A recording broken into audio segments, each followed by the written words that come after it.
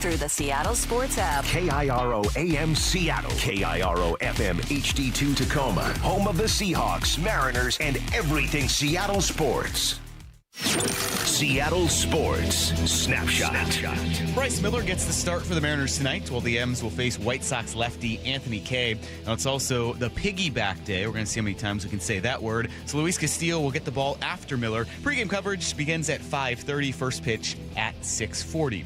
NFL owners also voted today to allow up to 10 international games per season moving forward. There are a record 8 this year, 9 if including the second Jaguars game in London. The NFL doesn't technically count that in their international slate, so it could be up to 2 more next season. Snapshot, brought to you by Miller Lite. When it's game time, it's Miller time. This hour is brought to you by Legacy Group Capital Common Sense Lending. From the Quantum Fiber Studio, this is Wyman and Bob. On Seattle Sports. Streaming live on the Seattle Sports app and at seattlesports.com. Now, here are your hosts, Dave Wyman and Bob Stelton. Mike Lefko and Dave Wyman here with you. It's a great Tuesday. It's sunny out. It's kind of warm out there, and the Mariners won. They had an impressive win, Dave. We saw Colt Emerson do everything you would have wanted out of him. We'll certainly talk about that. Our guy Charlie Furbush is in. There was a lot happening.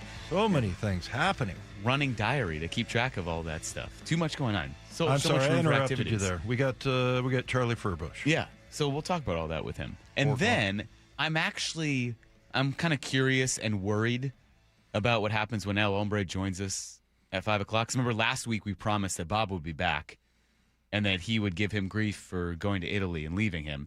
But Bob is not back yet. He's back, tomorrow? Mm-hmm. He's back, I think, from Italy, just decompressing. A little time difference there. He's got to get back to American habits and whatnot. Food. I don't know, food. Ways. Yeah, I was going to say trip to Costco. Cleanliness habits. I'm sure there are some things about Europe that were a little different. Yeah, we saw that. Bob's decompressing. He'll be back. Yeah. But El Hombre at 5. Charlie in here for an hour, 4 to 5. You're right, though, Dave. We should just jump right into it because there was so much going on. One of the stranger games I think we've encountered, which is kind of what's fun about baseball over the course of a long season. Yeah. You have the highs and the lows. You have the annoyances of a losing streak. You have the brief excitement of a short win streak here or there. But the entertaining part is you can go in and see something like yesterday where Sam Antonacci tried to catch Colt Emerson sleeping early in the game. Then we had obstruction. The White Sox manager was thrown out early. Yeah. All sorts of chaotic activity happening. Well, not to mention the home run from Colt Emerson, man. I mean, there was so much that happened. You know, it's funny. I had to, honestly, I was like, I did not, after last night's game, I didn't even think about, I obviously knew, but I was going to say, I don't remember. We got swept by the Padres. It really helped take the sting off of that. Watching everything that happened, and I think the overwhelming sort of theme is that the Mariners are really good at drafting and developing players. Mm-hmm. I mean, Colt Emerson coming up, and like I said, you said, there was a lot that happened with him. So. And I think the first thing that happened was they tried to steal on a walk, and they were trying to catch him sleeping. And I'm sure they were like, hey, this guy's a rookie. He's overwhelmed. He came up, they called him up yesterday, and maybe we can catch him, and was it Antonacci that got thrown out? Yeah. Yeah, he had a rough night. But, yeah, I mean, that was just a very heads-up play by Colt Emerson. So, I mean, it started off with that. And then, there's lots of other things that we'll get into. But, yeah, I thought that was and also the expression on his face never changed the entire time, right, except maybe when they doused him with the water at the end. But, yeah, I mean, it was just very cool to see that and just like, okay, well, we'll just call this guy up. And he comes up and just has a great game. And, really played well at third. He had that one skip throw to second, which we'll talk about later because last night Angie was saying that, sometimes that speeds up the ball a little bit. And so I was like, wait, that's got to slow it down, right? But, in that situation where he was sort of off balance, it was the much better throw. Because if he would have thrown it, in the air, it might have looped there, might not have got there in time. So, he had a great throw, just skipping it off the dirt. And yeah, so I was asking. You did the math on it, huh? You did the calculus? I didn't do the math. I consulted a website that was about 40 pages long about, all the science and everything behind it. But I think Angie was right, though, in that situation, it was the right thing to do. And so, and it's not a problem. Like you look at like Josh Naylor, it happens all the time where, he gets a skip throw and he just fields it no problem. And those guys, in high school, that would be a bad throw, right? But in Major League Baseball, it's perfect, no problem. And so JP just handles it, no problem. And it was a great throw there. So he had a lot of good stuff going on. But that was something that seeing him do everything that he did, obviously culminating with the home run, just made me entirely forget about the Padres series. Which is great because now, you look forward and you have Colt Emerson, who we've had so many words and ways to describe him and what we want to see and the expectations and all of this. All right, don't get too excited. You don't want to jump to a conclusion about what this start means for him moving forward. But when he does something like that in this contained game, looking like that mature prospect that they handed a $95 million contract to, that's when you get excited because it's someone who, everything you just mentioned, all those plays he had defensively, the awareness after he was caught looking at the scoreboard. He wasn't unaware. He just, play happened, it's a walk. All right, he looks out to left field. He looks at the scoreboard, and Antonacci trying to catch him off guard because he was a little bit off the bag. Not obscenely far off the bag, but a little bit off the bag and looking away. Right. So in game 2 of your major league career, maybe you do get a guy sped up and then it's a panic tag or a rushed frantic scramble over to third. Didn't let that play speed up on him. Certainly didn't let that ground ball that you were talking about panic him or speed up. And then the at-bat, the home run that we'll hear here and then kind of dive into it, where he comes out there, falls behind 0-2, no panic at all. Works a great plate appearance and then takes a pitch that, we were looking at it. That is a tough pitch to get out of the park. That's below the zone. It's a changeup to generate that power and speed and get that pitch and get it out of the park. And here's how it sounded with Riz on the call. The stretch. And again, the 2-2 to Colt, swinging a fly ball down the right field line and deep. This one is gone. Goodbye, baseball. Colt Emerson.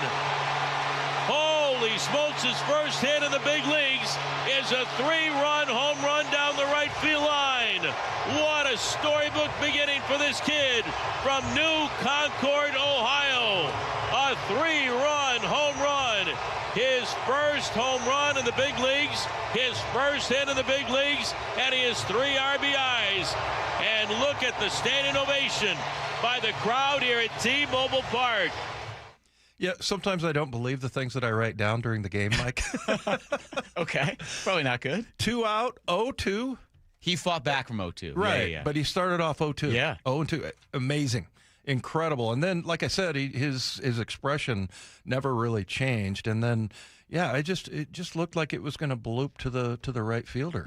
And just lots of power there, man. So, and again, he didn't get all flustered or anything. I think this guy he's just such a pro. And like I said, just every once in a while I stop and look back at, some of the players that the Mariners have drafted, and then it makes me kind of excited for like Cade Anderson, because this guy also was a first round pick and just an awesome appearance, and I just would have never expected that from him. So yeah, he was part of a lot of things. The other thing was he had the one out that he got the foul tip that goes off the catcher's glove. Right, and I wrote down like "Welcome to Major League Baseball" on that one. It's strike 3, swings at it, he fouls it back, it hits the catcher in the mitt, I think on the outside, pops up in the air, and then he catches it for the out. And you're like, you got to be kidding me! That never happens. Yeah, I don't think I've ever seen that happen. And that after he had a line out that was actually hit harder than his home run. Right. So you're thinking, oh, okay, exactly. Well, hey, yeah, welcome to the big leagues. It's going to be tough. You're going to have to really kind of grind out at bats. You're having some bad luck so far, but then to do that, and can I tell you something? The most impressive part for him yesterday, for me, that stood out about Colt Emerson, and that shows, he can handle this stage, and he's mature enough, and he just has that big league presence. It wasn't any of these plays we've talked about. It wasn't the awareness to make the tag or that defensive play or that home run. It was afterwards with our guy Ryan Rowland-Smith, where after he gets doused with the water, he tells Ryan, he goes, I already took the pitch comm out. Wow. Like I knew I was going to get water thrown on me. He didn't want to damage the device, so he preemptively takes it out knowing that's happening. Who's thinking like that? Who's that aware in that situation? I have no idea. That's big league presence. I know. It's amazing that, and he actually volunteered that information. But look, and I don't want to heap too much on this kid because, that was quite a game that he had last night, and all the different things that happened, everything, he handled perfectly. But yeah, also, 5 players have pitch comm, and I think that's the limit basically. And so. And I guess it's just so you know what pitch is coming and how it's going to come off the bat possibly or whatever. But yeah, I thought that was very interesting that he kind of volunteered that information and told our guy Ryan Roland Smith that he took it out already. Pretty heady player. Yeah, and here was Emerson after the game, kind of breaking down what he was looking for in that at bat that led to the home run. Yeah. First of all, I've seen the 2 guys get on. Had made Dom and Nails. They gave me a good idea, both lefties. So gave me a good idea of what he was going to throw. I mean, he's only a 2-pitch guy, but he's got a really good fastball and a really good changeup. So I was just looking for something down the middle over the plate that I can just hit a base hit right up the middle. And, got the 2 strikes early and just fought back and then put a good swing on a good pitch and to the grace of God, just it went out. So, yeah. So, yeah. I hit a home run. Yeah, that was cool. Yeah. Well, and the way he talks about it and everything, when he recalls the game, you can tell he's able to slow it down. He's able to slow the game down. So, and that's very rare for, a guy on his second day in Major League Baseball. So, just an incredible kid, and kudos to the Mariners for finding a guy like that, and because it's so much more. I mean, really, the most impressive thing about all of that is that it wasn't too big for him, and that's sometimes hard to find from a scouting standpoint. So yeah, it's just an amazing start for him. Now, I'll just say, I don't expect him to get a hit tonight. Maybe he'll have that, welcome to Major League Baseball moment. But yeah, I mean, he is he's just a phenomenal kid and just incredibly mature. Yeah, the adjustment will come. Pitchers will understand how they can pitch him, and he'll go through his inevitable slump. Yeah. But hearing all these things and observing that already, I think this is why you get excited about the potential, about what he could become. Things that the Mariners front office certainly saw years ago, first when they drafted him, and then when they handed him this contract before he had even made any kind of appearance in the big leagues. And, looking at his game last night and hearing that at bat, it does let you think about what could be for this offense and why a lot of the issues when night in and night out, if the offense struggles, it's a lot of empty at-bats or empty outs where you're striking out with a guy on base. You're not passing the baton or moving the line. Everything he said in his first 2 games so far, he understands the importance of taking a competitive at-bat and just doing enough to keep that line moving, whether it's a walk or putting a ball in play that maybe goes for an out. He had a fly out as well. His strikeout was a little bit of a fluke, and that's not to say he's never going to strike out because strikeouts happen. But you can understand that first and foremost, that moving the baton is what is in his mind. And a lot of times guys get caught up in the exit velocity and trying to hit home runs because that also helps the team, but they might sacrifice a bit of, not small ball. I don't want to, small ball kind of gets a bad term at times, but doing things to make contact, get the ball in play, and move the runners. And the Mariners have, for the past couple of years, not had a lot of that. And that's why with this lineup, we thought there would be a lot more, a lot less swing and miss, a lot more of it. Brandon Donovan was showing signs of that. Colt Emerson now looks like he can be that guy. I think just that one little sample of hearing him, and there was a lot more from his press conference after the game. That's what makes me excited about the potential moving forward. But you're right. Please temper expectations. That's not to say that what happened last night is indicative of everything we're going to see from him this season, but it's a very encouraging start just 2 games into his big league career. Yeah, no, it's incredible, and it just and again, you're right. Temper your expectations. I mean, it was a heck of a time to get his family to come to every game because that seemed to be the good luck charm there. But yeah, fantastic start for him. Here's the other thing I thought too was that you see the sort of distraction that Josh Naylor can become on the base paths. Him and Randy Arozarena both. That was it. Romo, the catcher. Yeah. I mean, that guy all screwed up. I mean, he was worried more about those guys on base than he was, what pitch was coming. So yeah, I saw that from those guys. And again, it was just didn't see any kind of a hangover from that Padres series where they got swept. Well, that Padres series and then last night, it kind of led me to think, and I'm going to throw this question to you, Dave, and to our listeners, and it's something we'll get back to throughout the show. I'll ask Charlie as well.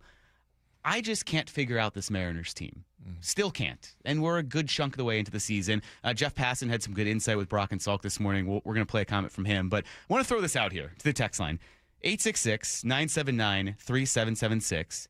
What's one word that you think of to describe this Mariners team? Give me one word to describe this Mariners team. So as they think about that, and Dave, you ponder yours as well. 866-979-3776. What's one word to describe this Mariners team? Mercurial. Wow, that's a good one. They're up and down. I don't think we know who they are right now. I mean, because you asked the question, can Colt Emerson be the everyday third baseman? Well, then what do we do with anybody that's I don't know. That's a really good question, and if he can be the everyday third baseman, that would be fantastic. But I guess in the short term you can get Brendan Donovan healthy again. But I mean, if he proves to be a better third baseman, what do you do with Donovan? Just make him your DH? Yeah, a lot of things you just don't know about this team yet. So I like mercurial. I kind of lean along those same lines as inconsistent, and maybe that's the obvious one. That's the first thing that comes to mind, and some variation of inconsistent perhaps might be what you guys text in or chime in with. But Jeff Passan kind of, added some insight about this because he was asked by Brock and Salk this morning, why do the Mariners have a sub 500 record right now? We're at the point now where we're almost, at the end of the week, we're going to be about a third of the way through the season, guys. And there's been no point that I've watched the Mariners this year where I've said to myself, boy, this is a really good baseball team. You see stretches, you see bits and pieces, that if it all comes together at the same time, that it's gonna bear fruit. Just hasn't yet, though. Yeah. No, exactly. And, we're getting – that was a good question you asked, Mike, one word, because we're getting a lot – the most recent one says wife. Wait, what? That's a wrong text, but hey, that's a good one. Out of all the texts we've gotten, which are plenty, and a lot of good adjectives to describe this team, all of them make sense except for that one. 206. I think you need to text your wife, not us, by mistake. Maybe that's voice to text, and he's trying to text his wife. Well, maybe he's comparing the team to his wife. Oh no. Yeah. Frustrating. Here we go. Okay, who the heck taught Wyman Mercurial? Yeah. That is true. Enigmatic, inconsistent, coalescing.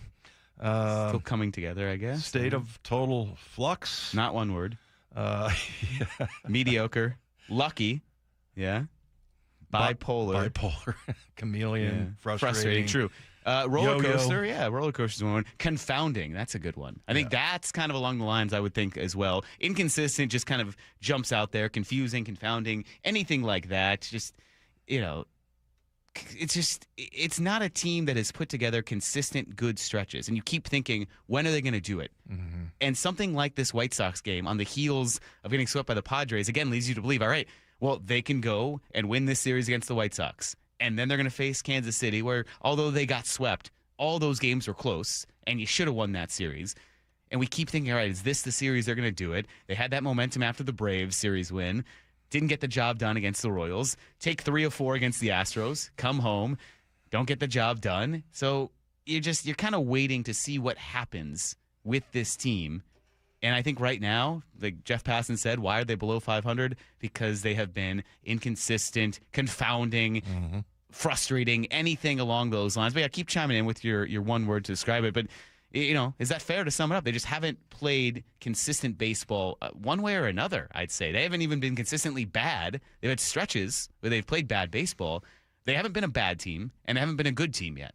Yeah, well, and somebody texted in lucky. And and I think in parentheses put, that they're in the AL West because nobody is above 500. So, yeah, I mean, I think that's part of it. They're definitely benefiting from that. But, yeah, I mean, can you imagine if they were in the NL West? I mean, it'd be terrible. So, yeah, I mean, I think they are lucky in that regard. But, I don't know, you just see little glimpses of what this team can be. But there are so many question marks this year because of, number one, the injuries, and then, what are we doing with the bullpen? What are we doing, as far as the piggyback start, and what are we going to do with Luis Castillo and all of those questions? And then you have all the injuries that have interrupted, things, including Cal. So, yeah, I mean, I still think we just don't know. We don't know right now how good this team could be. Yeah, injured was another one, which is true. I mean, they are literally injured right now. So good way to put it. Keep chiming in. We appreciate all the responses. We will get back to this. We're going to get Charlie's one word to describe the Mariners as well. But right now, let's take two. Piggyback. Another one word to describe the Mariners today, Dave, because we are going to see a unique thing for them and something you don't often see in Major League Baseball, as Jeff Passan will kind of dive into, that we'll talk about at 3:30. He shed some insight on this, but we have talked about it now for a few days. Shannon Dreyer, our Mariners insider, came on with us yesterday to explain a little more about what's going to happen, but Bryce Miller will get the start tonight, and then Luis Castillo. He's the one carrying. Yes. And Luis Castillo will be the rider, I guess. He's the one who's being piggied along. Who's carrying, who's riding. Yes. Yeah. So Luis Castillo will be the piggybacker or whatever. He's the rider. He comes in after Bryce Miller.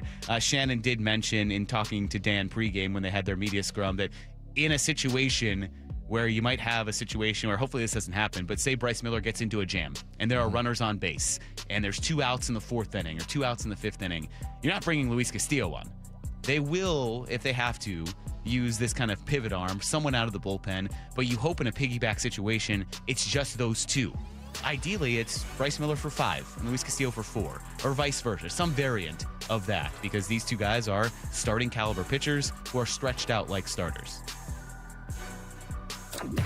So we'll see how that goes. It's going to be interesting to watch that. Bryce Miller will be the one getting the start, though, tonight. And then, Dave, something that popped up just for our show. The NFL has voted to allow up to 10 international games next season, which technically means 11. So this year, there are already a record 9 international games, but they're not counting. The Jaguars always play a second game in London, and that's its own separate thing. So technically, there are only 8 this year, 9 counting that one. I'll count it because it's an international game. Yeah, so there could be up to 11 international games next year. And how long have they been going to? The Jags been going to London? I don't know, too long. Just send them over there for now. No, it's been a long time. I mean, I think it's been over 10 years now at this point. And now they do it regularly. During your update there that, eventually we're going to get to 16, so every team goes international. That is what people are theorizing, because apparently this is what happened with Thursday Night Football, that way back in the day, you had like 1 Thursday night game, and then it was 4, and then, all right, we're going to have 8 Thursday night games. Now we know every team plays at least once on Thursday Night Football. So the next few years, all right, you're going to have every single year where someone's going to play an international game. How do you feel about that?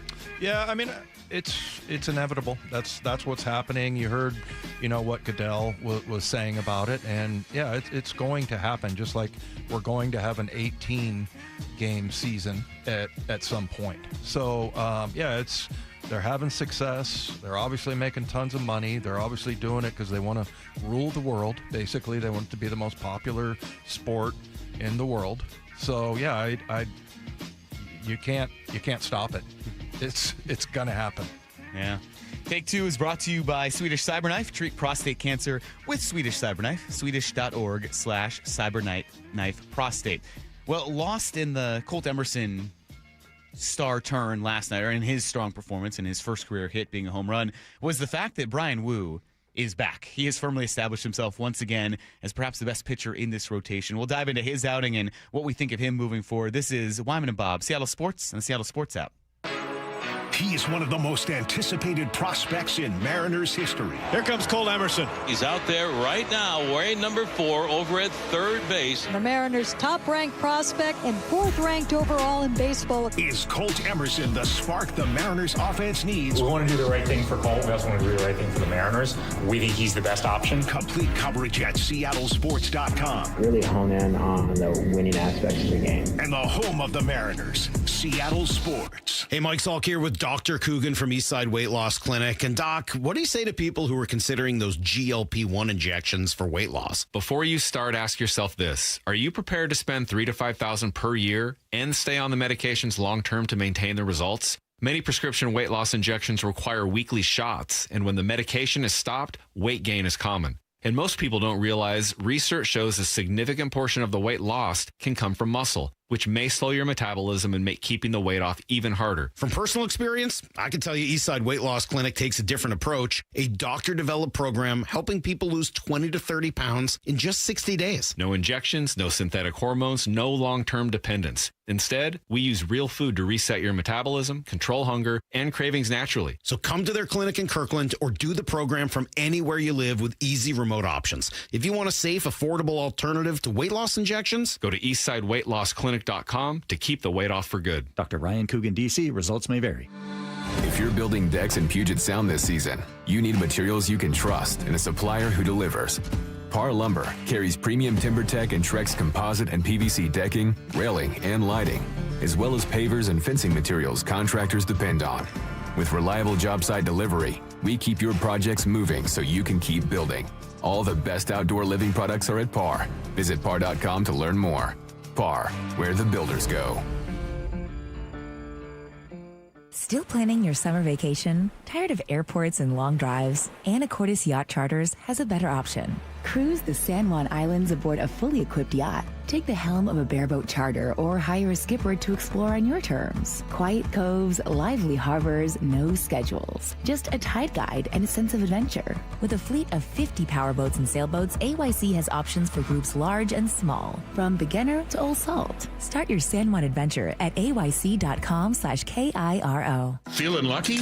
Don't miss the Lucky Spring Classic collector car, truck, and boat auction. Saturday, June 6th at Tacoma's LeMay Marymount Event Center. Up to 200 collector, vintage, and classic vehicles, many going to the highest lucky bidder with absolutely no reserve. Get lucky, get local, and get in line. Visit luckyoldcar.com for a list and pictures of auction vehicles. Or call 206-467-6531 for bidding and consignment details.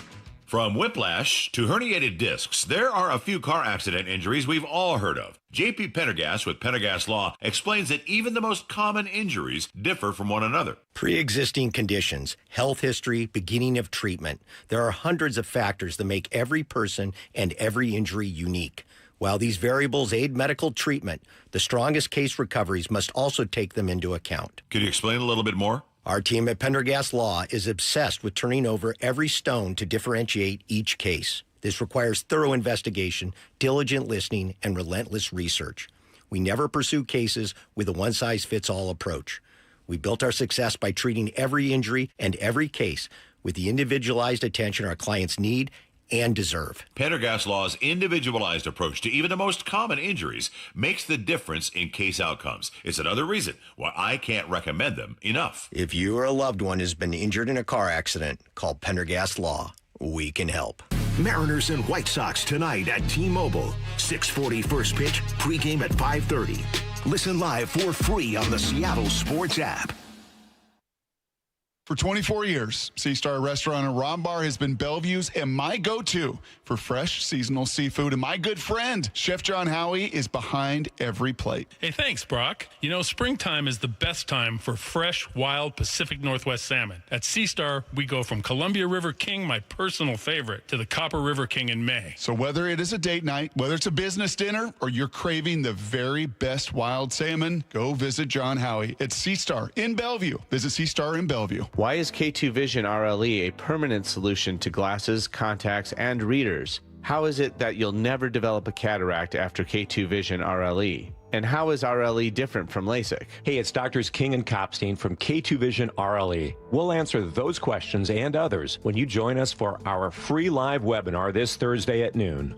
Andy, what are some of the other questions you hear? Well, how long is the procedure and recovery? Or who's a good candidate for RLE? And we'll also answer, how much does RLE cost? Is there financing available? Does insurance pay for RLE? Find out how K2 Vision RLE is the permanent solution to glasses, contacts, and readers. And cataracts too. Right, no more cataracts. K2 Vision's free live webinar this Thursday at noon. Space will be limited, so register now at k2visionrle.com. Join us at our free live webinar this Thursday at noon. Sign up at k2visionrle.com. Eric Johnson here. I covered a lot of accidents over the past 30 years or so, but I never got to say much about what to do after a crash. Be honest, do you know what evidence to collect, what pictures to take, what documents to request, or what you shouldn't say to your insurance company? The Washington Accident Book Series is a must-have for drivers who want to be prepared for whatever the roads throw at them. Know your rights and how to avoid common mistakes after an accident by getting your free copy at WashingtonAccidentBooks.com. This hour is brought to you by Legacy Group Capital Common Sense Lending. From the Quantum Fiber Studio, you're listening to Wyman and Bob. Weekdays 2 to 7. On Seattle Sports and 97.3 FM HD2. Dave, we were caught up in the Colt Emerson excitement yesterday. Kind of went under the radar that Bryan Woo had another phenomenal outing, and now all of a sudden... Yeah, we didn't really talk about anybody else. No, we just talked about Colt Emerson and Mercurial. Your word of the day. Yeah. Is that your, it was a great text, by the way, wondering how you learned that word. Is that your word of the day, toilet paper? Is that why you got that today? No, I don't. Is there a word of the day, toilet absolutely. paper? Yeah. Never heard of it. Never heard of word of the day, toilet paper? Matt's shaking his head also. So You've never heard of it either? Yeah, I know they have the little calendars. Okay. Well, but yeah. Common thing. It's a joke people make, too, when someone says a word for the first time they never heard them say. You know, I have to, Mercurial, I probably learned that when I was in high school, I guess. But pronouncing it, sometimes a little tricky. Mm-hmm. So anyway, frustrating from Wendy. I'm kidding, it's Linda. Idiot. Oh, that one's for Dave. I thought we'd get a few of those as 509. well. Yeah. Nice job. Underwhelming, yeah. So, I didn't know if that was about our show or the Mariners. Yeah. So I needed clarification. Oh, here's a good one. Schizophrenic. Yeah? Yeah. But no, I mean, you're right. Bryan Woo, you know what was funny? When he had, the St. Louis game and then followed it up with the Kansas City game. Yeah. Just his interviews afterwards, you could tell that he was like, this isn't real. I'm not accepting it. This is not who I am. This is not the kind of pitcher that I am. And, I thought he was going to handle it. I don't want to say poorly, but, I would have. I would have been pissed and, screaming and yelling and beating myself up. But it was almost like he knew that was it's just not real. And since that point, he's only given up 2 earned runs in 3 outings. And that's 18 innings pitched. So, yeah, he's back, man. I have a lot of confidence in him. And I just think looking back on it now, sometimes, and this is kind of what the Mariner season might look like at the end, is that you look back and go, I'm glad we went through that tough time. Mm-hmm. I'm glad we got swept by the Padres, that we needed that. And I think, as much as that the team, I think is, that's the profile on them. I think it's the same thing with Bryan Woo, that he had to go through those 2 tough outings, as painful as they were, to figure things out. So yeah, he looks great and back. And Bob and I, and sometimes you chime in, Mike, about where should they be, like as far as in the rotation, who's number 1, and we've gotten away from Bryan Woo because of that, but. Maybe by the end of the year, he's back on that list. Yeah, I think it had kind of gone under the radar because of what you said with those 2 starts that were a little disturbing because it was so uncharacteristic of Woo. But now, all of a sudden, 3 straight starts, 6 innings. He's allowed just 2 runs total in his last 3 starts. Both those were against the Astros. The game against the Braves was just masterful. And that helped shut down one of the best offenses in baseball, helped the Mariners win that series, held them to just 1 hit, struck out 9. Then last night, in a strange way, I was kind of impressed that he got into some early adversity and worked out of it. because then that showed, all right, unlike the Cardinals or the Royals where they just started to hit him early and then it spiraled from there, 2 on right away in that first inning, that could certainly get out of hand, especially in the first inning where sometimes we see pitchers, if they don't settle in there, they get rocked, and then if they do, they come back and they have a nice outing. Yeah, he was helped out by Antonacci running himself out of the bases and running into an out, but he locked in after that. And then in the third, first and third for the White Sox, 1 out, Woo goes, all right, strikeout, no big deal, walks off the mound, was never a doubt after that. So I love to see how he bounced back from a little bit of that adversity, and this was Woo, and we know he's hard on himself, and he was talking about that first inning and how he bounced back after it. I think my process was just better. I think the first inning, I don't know if it was trying to do too much, but just, felt a little bit off, just like mechanically and mentally, and, I always talk about just the better, the more, simpler I am, and the simpler my thought process is, the better I am. So it took an inning for me to kind of narrow that down and get back to just competing. You know what he was doing in that inning? He was being too pitcherish. That's exactly what Cal always says about him too. And that the other thing is, about Bryan, and this is him explaining it. He's very simple, and that he lets Cal, he never shakes off Cal. Reportedly, I mean, maybe every once in a while, but he's just like, just tell me what to throw and I'll throw it, and he just keeps it real simple. And I think for that reason, that's his sweet spot right there, is just doing that. So yeah, again, I think he had to go through those experiences earlier to kind of figure it out, and I think every year is different for every athlete, and you just kind of have to adjust to it. So yeah, I mean, I think. He's going to be back being our number one guy. So I'm really interested to see what happens tonight. That's going to be really telling. I think that'll be really interesting. But I don't. And you asked the question: is this a reason? Like, you keep getting these kinds of outings from Bryan Woo, and then you've got a 6-man rotation. You're pushing it out, and I don't know how many starts did we say. If you did a 6-man, I don't know what the number is, but you're getting less. Yeah, you're getting a lot less. So let's just put it that way.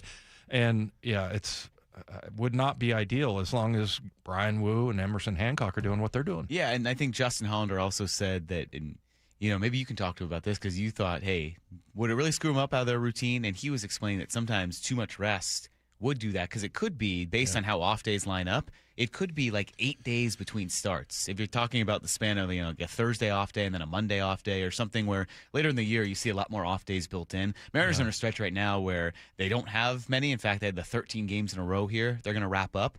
But you can see how, look, if you have Bryan Woo doing this, and then all of a sudden with the way off days hit, it's 8 days before he pitches again.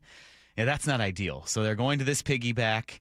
We will talk about that plenty. We're going to get into it at 3:30, and then again with Charlie when he joins us in the 4 to 5 o'clock hour. I think at this point, though, Woo has firmly established himself again as kind of the guy you have the most confidence in, right? Number one guy. At a point, it was Kirby for a little bit. We love his stuff, but he had that tough outing on Sunday. Right now, it's back to, okay, this is what we expected coming into the year, that Bryan Woo was your best starter in 2025. Logan Gilbert got the opening day start. Woo had some rough outings there. I think right now I have the most confidence in Woo, and then it kind of varies from week to week, because a lot of these guys have had really solid outings, but then we've seen some shaky performances from everyone else in the rotation. Might be Emerson Hancock at this point, who I have the most confidence in. And really, it's just Emerson Hancock at home, because he had a tough outing on the road. Yeah. But outside of Woo, we haven't really seen those dominant starts consistently from the rest of the rotation right now. Yeah, Emerson Hancock in Chicago. Gave up 5 earned runs in 6 innings. So that was kind of his one blip there. The thing about the 6-man rotation, the thing I guess I don't fully buy, I get that if you have a couple of fireballers like Woo and Hancock, you want them out as often as possible.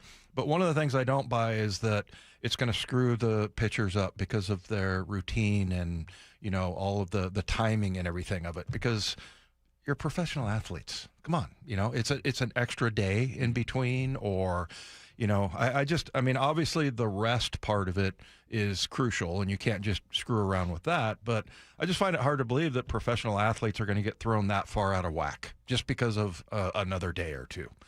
Adjust. Yeah. You know, I mean, you have to do that when you get injured, you know, and you go down and you come back up, and then, you know, you go down and have, you know, a rehab start or whatever. I mean, I feel like that's happening all the time with all the injuries and everything to pitchers. It seems like their schedule is almost constantly getting, you know, tweaked around. So, I mean, easy for me to say sitting here, right? But I just feel like, you know, your professional athletes figure it out. Yeah. That part of it. So I guess that part of it I'm not worried about. But yeah, it does when you have Woo and if they continue, him and Hancock continue to have the kind of outings that they've had lately, you get, you know, one or two less of those, you know, every month. All right. Well, last night in Major League Baseball, I think we might have seen the worst way to lose a baseball game, except then there was another worst way to lose a baseball game. So I need your input on the worst way to lose a game. There are two distinct events that happen. We're going to try to figure out which one was worse, which would be a worse way to lose a game. All that happened in baseball last night. We'll dive into it. Wyman and Bob on Seattle Sports and the Seattle Sports app. Mariners GM Justin Hollander, exclusively with Brock and Salk.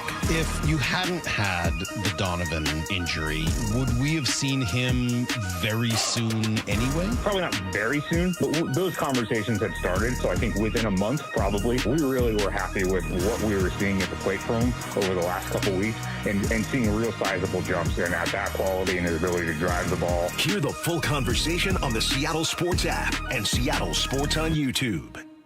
Hey, it's Dave Wyman for Swedish Cyberknife. You know, one of the best parts of radio is getting to interview a lot of interesting people who are at the very top of their profession. For example, Dr. Robert Meyer. He's a multiple-time recipient of the Seattle Top Doctor Award. And we spoke about prostate cancer and effective ways to treat a diagnosis. And Dr. Meyer said many patients prefer Swedish Cyberknife because all it takes is 5 short treatments, each lasting about 45 minutes. Swedish Cyberknife can treat prostate cancer in only 1 week with minimal interruption to a patient's life and work, and the side effects are minimal compared to other treatments. No surgery, non-invasive, and far less impact on your everyday functions. Swedish has been offering the Cyberknife treatment in Seattle for over 10 years and treated over 1,000 prostate cancer patients. So if diagnosed with prostate cancer, learn more about Cyberknife for prostate cancer treatment at swedish.org/cyberknifeprostate. Treat prostate cancer with Swedish Cyberknife. Cyberknife is a registered trademark of Accuray Incorporated and is used with permission.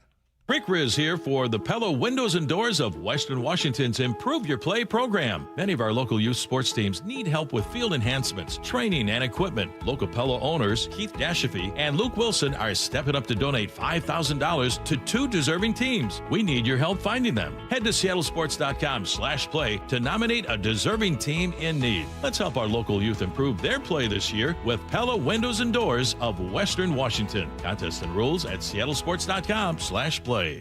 Saving energy simplified.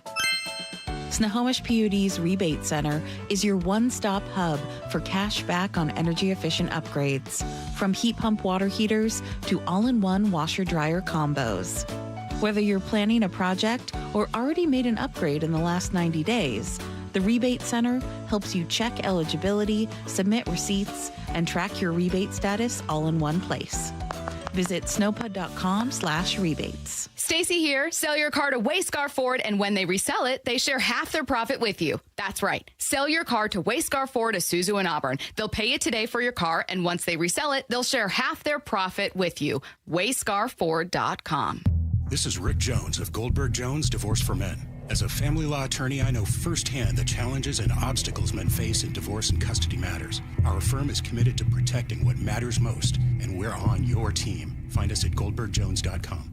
It's National Safe Boating Week, and America's Boating Clubs of Washington wants you to know boating can be safe and fun. Always wear a life jacket, never boat under the influence, and take a safe boating course. America's Boating Clubs offer free Coast Guard approved vessel safety checks, boating skills courses, on-the-water training, and social activities. An educated boater is a better boater. There are 10 America's Boating Clubs throughout Washington State. Go to soundboating.com.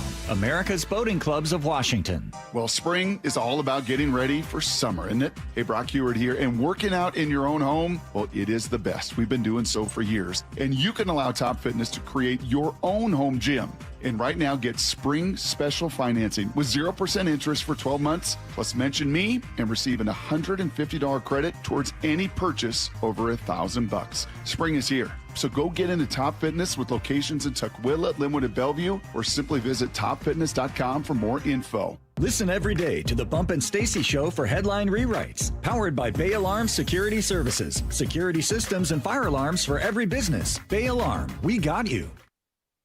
If you have unfiled taxes or are in debt to the IRS, this is important news. Did you know the IRS has programs specifically designed to help people struggling with tax debt? Powerful tax assistance programs that can save you thousands if you qualify. No one knows these programs better than the experts at Optima Tax Relief, America's most trusted tax resolution firm, A-rated by the Better Business Bureau. Their award-winning tax attorneys and licensed professionals have resolved over $3 billion of tax debt for their clients.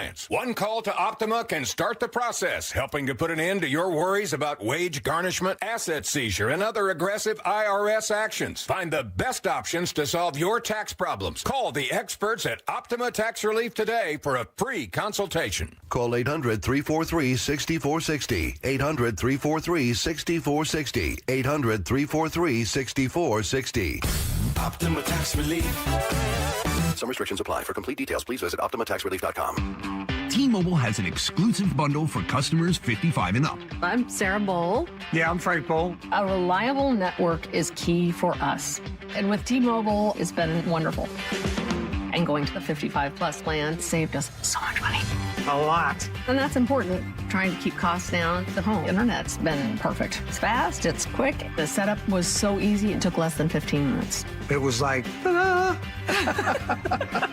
If you want simplicity, coverage, reliability, you want the whole package, T-Mobile has it. Right now, T-Mobile customers 55 and up can get 2 phone lines on America's best network, plus America's fastest 5G home internet for just $30 each. $30 per month each line with autopay plus taxes and fees. Minimum age 55. Pricing for home internet rely on 2 lines of essentials. Choice 55. $35 connection charge per line required. Best mobile network and fastest 5G home internet based on analysis by Ookla of Speed Test Intelligence data 2H 2025. All rights reserved. From the Quantum Fiber Studio, you're listening to Wyman and Bob. Weekdays 2 to 7. On Seattle Sports and 97.3 FM HD2. Dave, last night around Major League Baseball, we had 2 distinctly awful ways to lose a game. And I would love to know which way you think is worse. So first, we'll start in the division in the wonderful AL West. Did you want to start with this one, or no? You want to go with the other one? No. Let's go in, because I saw this morning, and just the recap. And go ahead, and I'll let you introduce it. But the culprit here, the pitcher, JT Ginn. Yeah, he looked so bummed. I mean, they did an interview with him on MLB Central, and oh, really? Oh. Yeah. But I'll let you fill in the details. This guy, it was like he was crying or anything, but he was just like, man, I just can't believe it. Yeah, I mean, and it's hilarious because the A's, the pitcher that Dave's mentioned, the A's lost this game, so now they're below 500, and they're still in first. There's no one in the AL West above 500. A's and Angels playing. Dave mentioned him. JT Ginn takes a no-hitter into the 9th. The Angels are losing. The A's are up. The A's are up 1-0. He takes a no-hitter into the 9th. Then in just 2 batters, he loses the no-hitter. All right, leadoff man's on. It was Adam Frazier, by the way, who broke up the no-hitter to lead off the 9th inning. And then 1 batter later, 3 pitches later, not only had that no-hitter been over, well, then the A's lost the game. Inning for the first time. Here's a fly ball, center field. Hits it well. Bulte's back near the wall, and it's gone! Unbelievable! What a finish! Zach Neto says goodnight to the A's, and JT Ginn walks it off with a home run. Yeah, I would have liked to have heard the A's broadcast. Wait, I do have that call, actually. I'll find it for you later. Well, I'd like to hear that. It was sad. Remember the Chicago White Sox guy? What's his name? Harold... Hawk Harrelson. Hawk Harrelson. Hold on. It'll take me too long to find it on this. Yeah, but I mean, he is famous for doing that, where he just won't say anything. And remember, the Mariners hit a walk-off Who's he with? Is he with the White Sox? Yeah. Yeah. So there are famous like YouTube like montages of him. Like one's titled Hawk Harrelson going silent for 6 minutes. Like every time the White Sox would get walked off. Right. Yeah. And I remember Kyle Seager. This was years ago. And he just was quiet, and I was just like, come on, say something, man. But, yeah, I mean, I'd like to hear the other side because, like I said, JT Ginn was just so rejected on that ninth inning there. And, the home run really wasn't that bad of a pitch. I mean, it's not like it was a cookie right over the middle. So, yeah, and it was kind of like Colt Emerson's looked, that home run kind of guy got a hold of it. You didn't think maybe it was going to go that far, and sure enough. So, yeah, the guy was so, I said rejected. He's dejected. He was rejected, too. His bid for a no-hitter was rejected, and then he was dejected. But as bad as that is, at least it's kind of immediate, and then the game's over. All right, you can go get on with your day and your night and move on. Right. I feel like this is much worse. What happened to the Nationals? Because then you're just sitting there and dealing with it, and it's just interminable. It won't end. The Nationals and Mets went to the 12th inning. So you've played a close baseball game, obviously. You're in the 12th inning. No one scored in the 10th. Both teams scored a run in the 11th. You get to the top of the 12th. The Mets are the visiting team. The Mets scored 10 runs in the top of the 12th inning. That would be awful for the fans, for the broadcasters, for the Nationals who just sit there and deal with it and then come to the plate in the bottom of the inning, which maybe it's even sadder. They scored one run. Yeah. Just a little pity run there. They scored in the bottom of the 12th. But imagine going to extras and then losing by the final score of 16-7. Brutal. Yeah. That's bad. That's all you gotta say about it. Your one word to sum it up. Well, it's a good idea. Yeah. I mean, to pit these two against each other. I guess just because I saw JT Ginn and how downtrodden he was throughout that entire interview, I was like, yeah, he probably was like, because it's not. I mean, we were talking about this the other day. How many? What's the longest? That's got to be the longest a pitcher has gone this year in Major League Baseball. I think someone texted in, and then I looked up. Bailey Ober, I believe, has a complete game. Someone mentioned that when we said it. Someone has a complete game for the Twins this year. Okay. So, yeah, that was, let's see. Yeah, 7 days ago, he threw a complete game. Yeah. There you go. So it just doesn't happen, in other words, right? I mean, we're talking about, dozens and dozens of games that, just – you don't get that far typically. So, yeah, I think the 10 runs, though, yeah. You get an extra base runner, though, right? Yeah.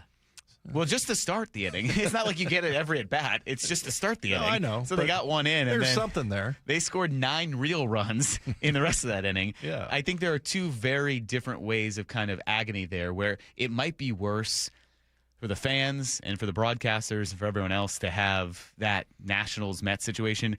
Yeah, for the player himself, to have something where Ginn, that might be the best performance he ever has. You're right. Like, he might not ever take a no-hitter into the ninth again or come close to doing that. And then to lose, to just give up the walk-off home run, that is pretty brutal. It also kind of outlines a bigger point where someone earlier, when we asked for one word to describe the Mariners season, they said lucky in regards to, the AL West is not good. Well, the AL West, you can officially say it's terrible, because the entire division is under 500 after the A's loss.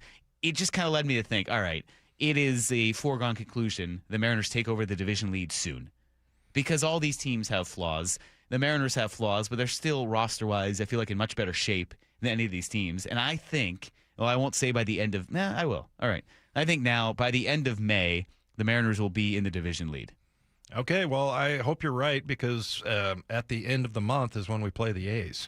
Yeah. Yeah, so we got 2 more games with the White Sox here, and then going to Kansas City for 3, and then going to Sacramento. So, yeah, that'll mean that that we've whooped up on the A's. Yeah, and the A's, we saw the lineup. It's certainly dangerous. They won a series here against the Mariners, but they don't have a complete team yet. The Angels are in tough shape. Yes, I know they also beat the Mariners, but now they're in free fall. They're 17-31. We saw what the Mariners did against a bad Astros team. The Mariners stabilized the ship, and they beat the Rangers in a series here. So it's going to happen. It's inevitable that the Mariners take over the division lead, and at 23-26, they're just a game back. Yeah. Which is in better shape than they were when we were talking about this yesterday. Mm-hmm. So it gets better by the day. And with how tough the start of the season's been, that A's loss just kind of was almost not the nail in the coffin for their season, but just like, yeah, this division is so poorly constructed that the Mariners are going to find their way to the top soon. Yeah. And Jacob Wilson is still on the IL, and it says for a dislocated shoulder. Mm-hmm. So he goes on the 10-day IL for a dislocated shoulder. He, I saw the play. He was diving. Yeah. And so maybe they're, not letting you know the severity of it, but it looked pretty painful. He was diving to stop a ground ball, landed right on the shoulder. Yeah. I mean, you dislocate your shoulder. I mean, that means it comes all the way out of joint. Mm-hmm. And if it doesn't, I don't know if you had to have it popped back in or what, but I don't know. It sounds like more than a 10-day IL stint to me. But anyway, that's, and I'm not hoping that, because he's one of my favorite players. Yeah. I do like watching him, but, it's not like I wish any ill will on him, but it does, does help a little bit. Yeah, and if he's not in the lineup, you're right. In a couple weeks when the Mariners play there, or actually next week when they play there, if he's not in the lineup, that is a big detriment to this A's team that he's been huge for them. So something to watch moving forward. Mariners, they're in good shape despite the record in the division. We'll keep monitoring that not too impressive AL West race. But there's something that came up with the Seahawks schedule that we want to dive into. We'll get into that next. Mike Lefko and Dave Wyman here with you. Wyman and Bob on Seattle Sports and the Seattle Sports app. Brock and Salk. Two numbers tell the story of this Mariners season. Morning 6 to 10. 15 and 25. That'd be the record if you took away the wins versus Houston. In games not against the Astros, the Mariners are 15 and 25. The other number is 2. That's the number of games back the Mariners are in the very weak American League West. All of those things are true at once. There is a major issue with the way this team is played, but the division you're in is so weak that it's going to keep you in it forever. Only on Seattle Sports. Oh, those spring showers after a wet winter, they can cause real trouble for groundwater, right? When the soil around your home finally becomes saturated this time of year, water can start making its way into your crawl space, and you don't even know it. It's Mike Salk here, and groundwater in crawl spaces is even more common than you think. It needs to be addressed before it causes structural damage, or even worse, toxic mold in your home. If you're worried that groundwater is making its way into your crawl space, you know what to do. Call Crawl Pros and get that free corner-to-corner inspection, just like they did at my house. They'll come in, they'll climb into that crawl space, because Crawl Pros goes where you don't want to. And if they do find water, they'll install a groundwater drainage system and a sump pump. They'll reroute all that water outside of your home's footprint where it belongs. So don't take the risk. Do what I did. Call Crawl Pros. Have them come out for a free corner-to-corner inspection of your crawl space. They'll even check your attic at the same time. If you're worried anything's going on in your crawl space or attic, critters, damaged insulation, or water intrusion, call Crawl Pros at crawlpros.com. Hey, Brock Hewitt here for my friends at People Come First, or PCF Construction Group. And if you've been dreaming of that new deck, you got to get a hold of PCF. Call them before the great weather arrives and their schedule gets totally filled up. With a new deck, patio cover, heater, and fireplace from PCF, you can enjoy the outdoors year-round no matter what the weather brings. And for a limited time, how about this? Get 50% off demolition costs up to $5,000 when you book your project with PCF. Contact People Come First Construction Group for all the details. They designed and built our outdoor living space, and we love it. Start planning and designing your dream deck now so you're ready to build this summer. Planning, permitting, and construction can take a little time, so get started today. Get project ideas, browse their amazing photos, and look at all the offer details at pcfgroup.com. Making your outdoor space your favorite place with People Come First. Spring is a perfect time to make improvements that protect and add value to your home. Hi, Justin Shirley, CEO of State Roofing and Exteriors. For decades, homeowners across the Pacific Northwest have trusted our team for roofing, siding, windows, and custom decking. This spring, save up to $3,000, or qualified homeowners can take advantage of 0 down, 0 payments, and 0 interest up to 24 months. Call 866-ROOF-ROOF or visit stateroofing.com today to schedule your free estimate. The warm weather has me thinking about summer plans. Stacy here to add one thing to the top of your list. Book a demo and check out the brand new all-electric wake boat from ARC. I got a ride in a brand new ARC Sport, and it was like a luxury EV on the water. Quiet, powerful, easy to operate, and low maintenance. They're doing demos in Lake Union, Lake Washington, and Lake Sammamish. Honestly, if I could drive one of these to work, I would. Schedule your demo at arcboats.com/demo. If you can't make it out to Kirkland, they'll pick you up. arcboats.com/demo. Dave Wyman here with an interesting story. A woman was about to donate a box of jewelry, but her friend told her, take it to Bellevue Rare Coins first. She walked out with a check that far exceeded her expectations. Old jewelry, coin collections, gold watches, necklaces, and pendants. It's worth finding out what those items are worth during such a strong market. Before you give anything away, get it checked out at Bellevue Rare Coins in Bellevue, Linwood, Issaquah, and Tacoma. Go to BellevueRareCoins.com. What is that sound? Ugh, that sounds like a plumbing sound. Luckily, there's a company that fixes all the plumbing sounds across Puget Sound. That's All Sound Plumbing. Puget Sound's plumbing experts. Have a sound? Visit allsoundplumbing.com. Digging in my yard, trying to lay a pipe. I hit a water line and now I have to pay a big fine. I should have called 811. T-Mobile has an exclusive bundle for customers 55 and up. I'm Sarah Bowl. Yeah, I'm Frank Bowl. A reliable network is key for us. And with T-Mobile, it's been wonderful. And going to the 55 plus plan saved us so much money. A lot. And that's important. Trying to keep costs down. The home internet's been perfect. It's fast, it's quick. The setup was so easy, it took less than 15 minutes. It was like, ta-da! If you want simplicity, coverage, reliability, you want the whole package, T-Mobile has it. Right now, T-Mobile customers 55 and up can get 2 phone lines on America's best network, plus America's fastest 5G home internet for just $30 each. $30 per month each line with autopay plus taxes and fees. Minimum age 55. Pricing for home internet rely on 2 lines of essentials. Choice 55. $35 connection charge per line required. Best mobile network and fastest 5G home internet based on analysis by Ookla of Speed Test Intelligence Data 2H 2025. All rights reserved. Let's go! This is Seattle Sports. Streaming through the Seattle Sports app. KIRO AM Seattle. KIRO FM HD2 Tacoma. Home of the Seahawks, Mariners, and everything Seattle sports. Seattle Sports Snapshot. Game 2 of the series for the Mariners against the White Sox tonight. Pre-game coverage begins at 5:30. It's a 6:40 first pitch. Bryce Miller gets the start for the Mariners, and then they'll hand the ball over to Luis Castillo. It is the piggyback day for the Mariners in their rotation. They're going to face lefty Anthony Kay, and it's a different-looking lineup for the M's. Rob Refsnyder leads off. Patrick Wisdom is batting 5th and playing 3rd. Connor Joe hits 6th. He's in right. Mitch Garver bats 7th. He's the catcher. Cole Young batting 8th. And then Colt Emerson is playing shortstop today. He's batting 9th. Snapshot brought to you by Miller Lite. When it's game time, it's Miller time. This hour of Wyman and Bob is brought to you by K2 Vision RLE. From the Quantum Fiber Studio, this is Wyman and Bob on Seattle Sports. Streaming live on the Seattle Sports app and at seattlesports.com. Now, here are your hosts, Dave Wyman and Bob Stelton. Mike Lefko and Dave Wyman here with you. Well, Charlie Furbush in at 4 o'clock. He'll join us for the hour, and curious to get his thoughts, Dave, on the one word we've been throwing out. We've been asking for one word to describe the Mariners so far this season. 866-979-3776.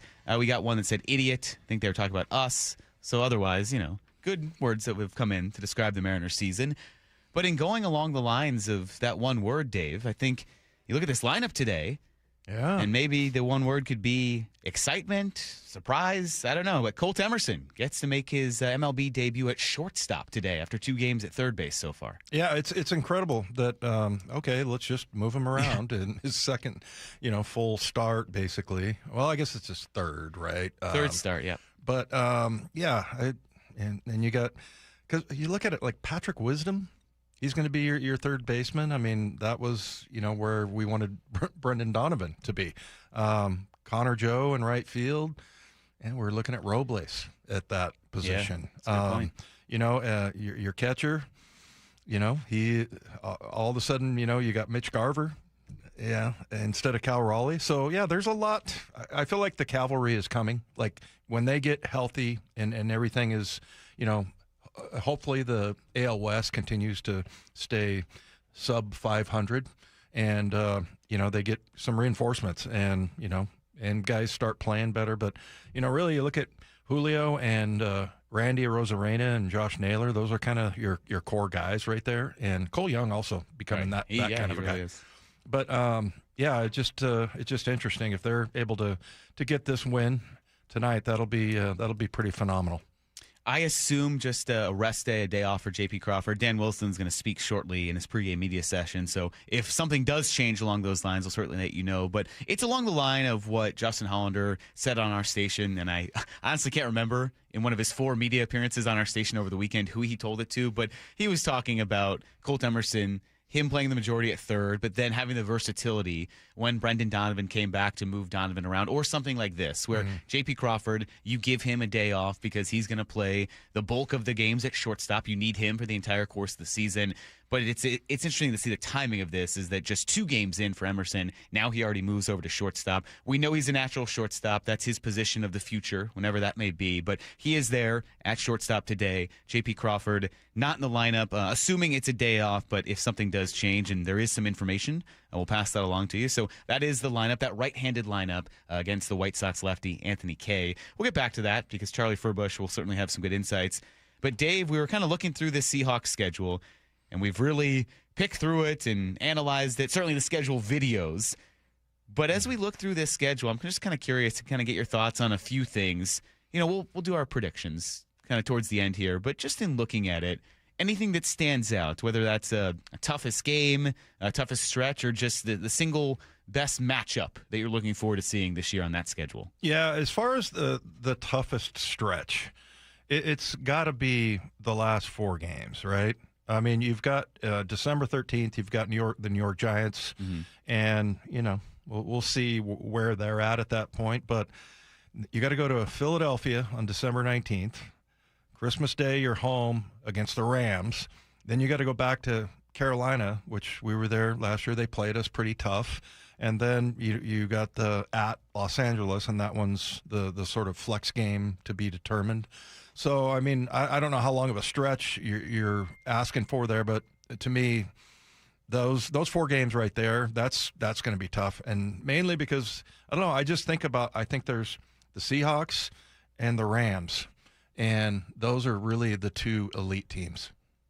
So, yeah, how about you?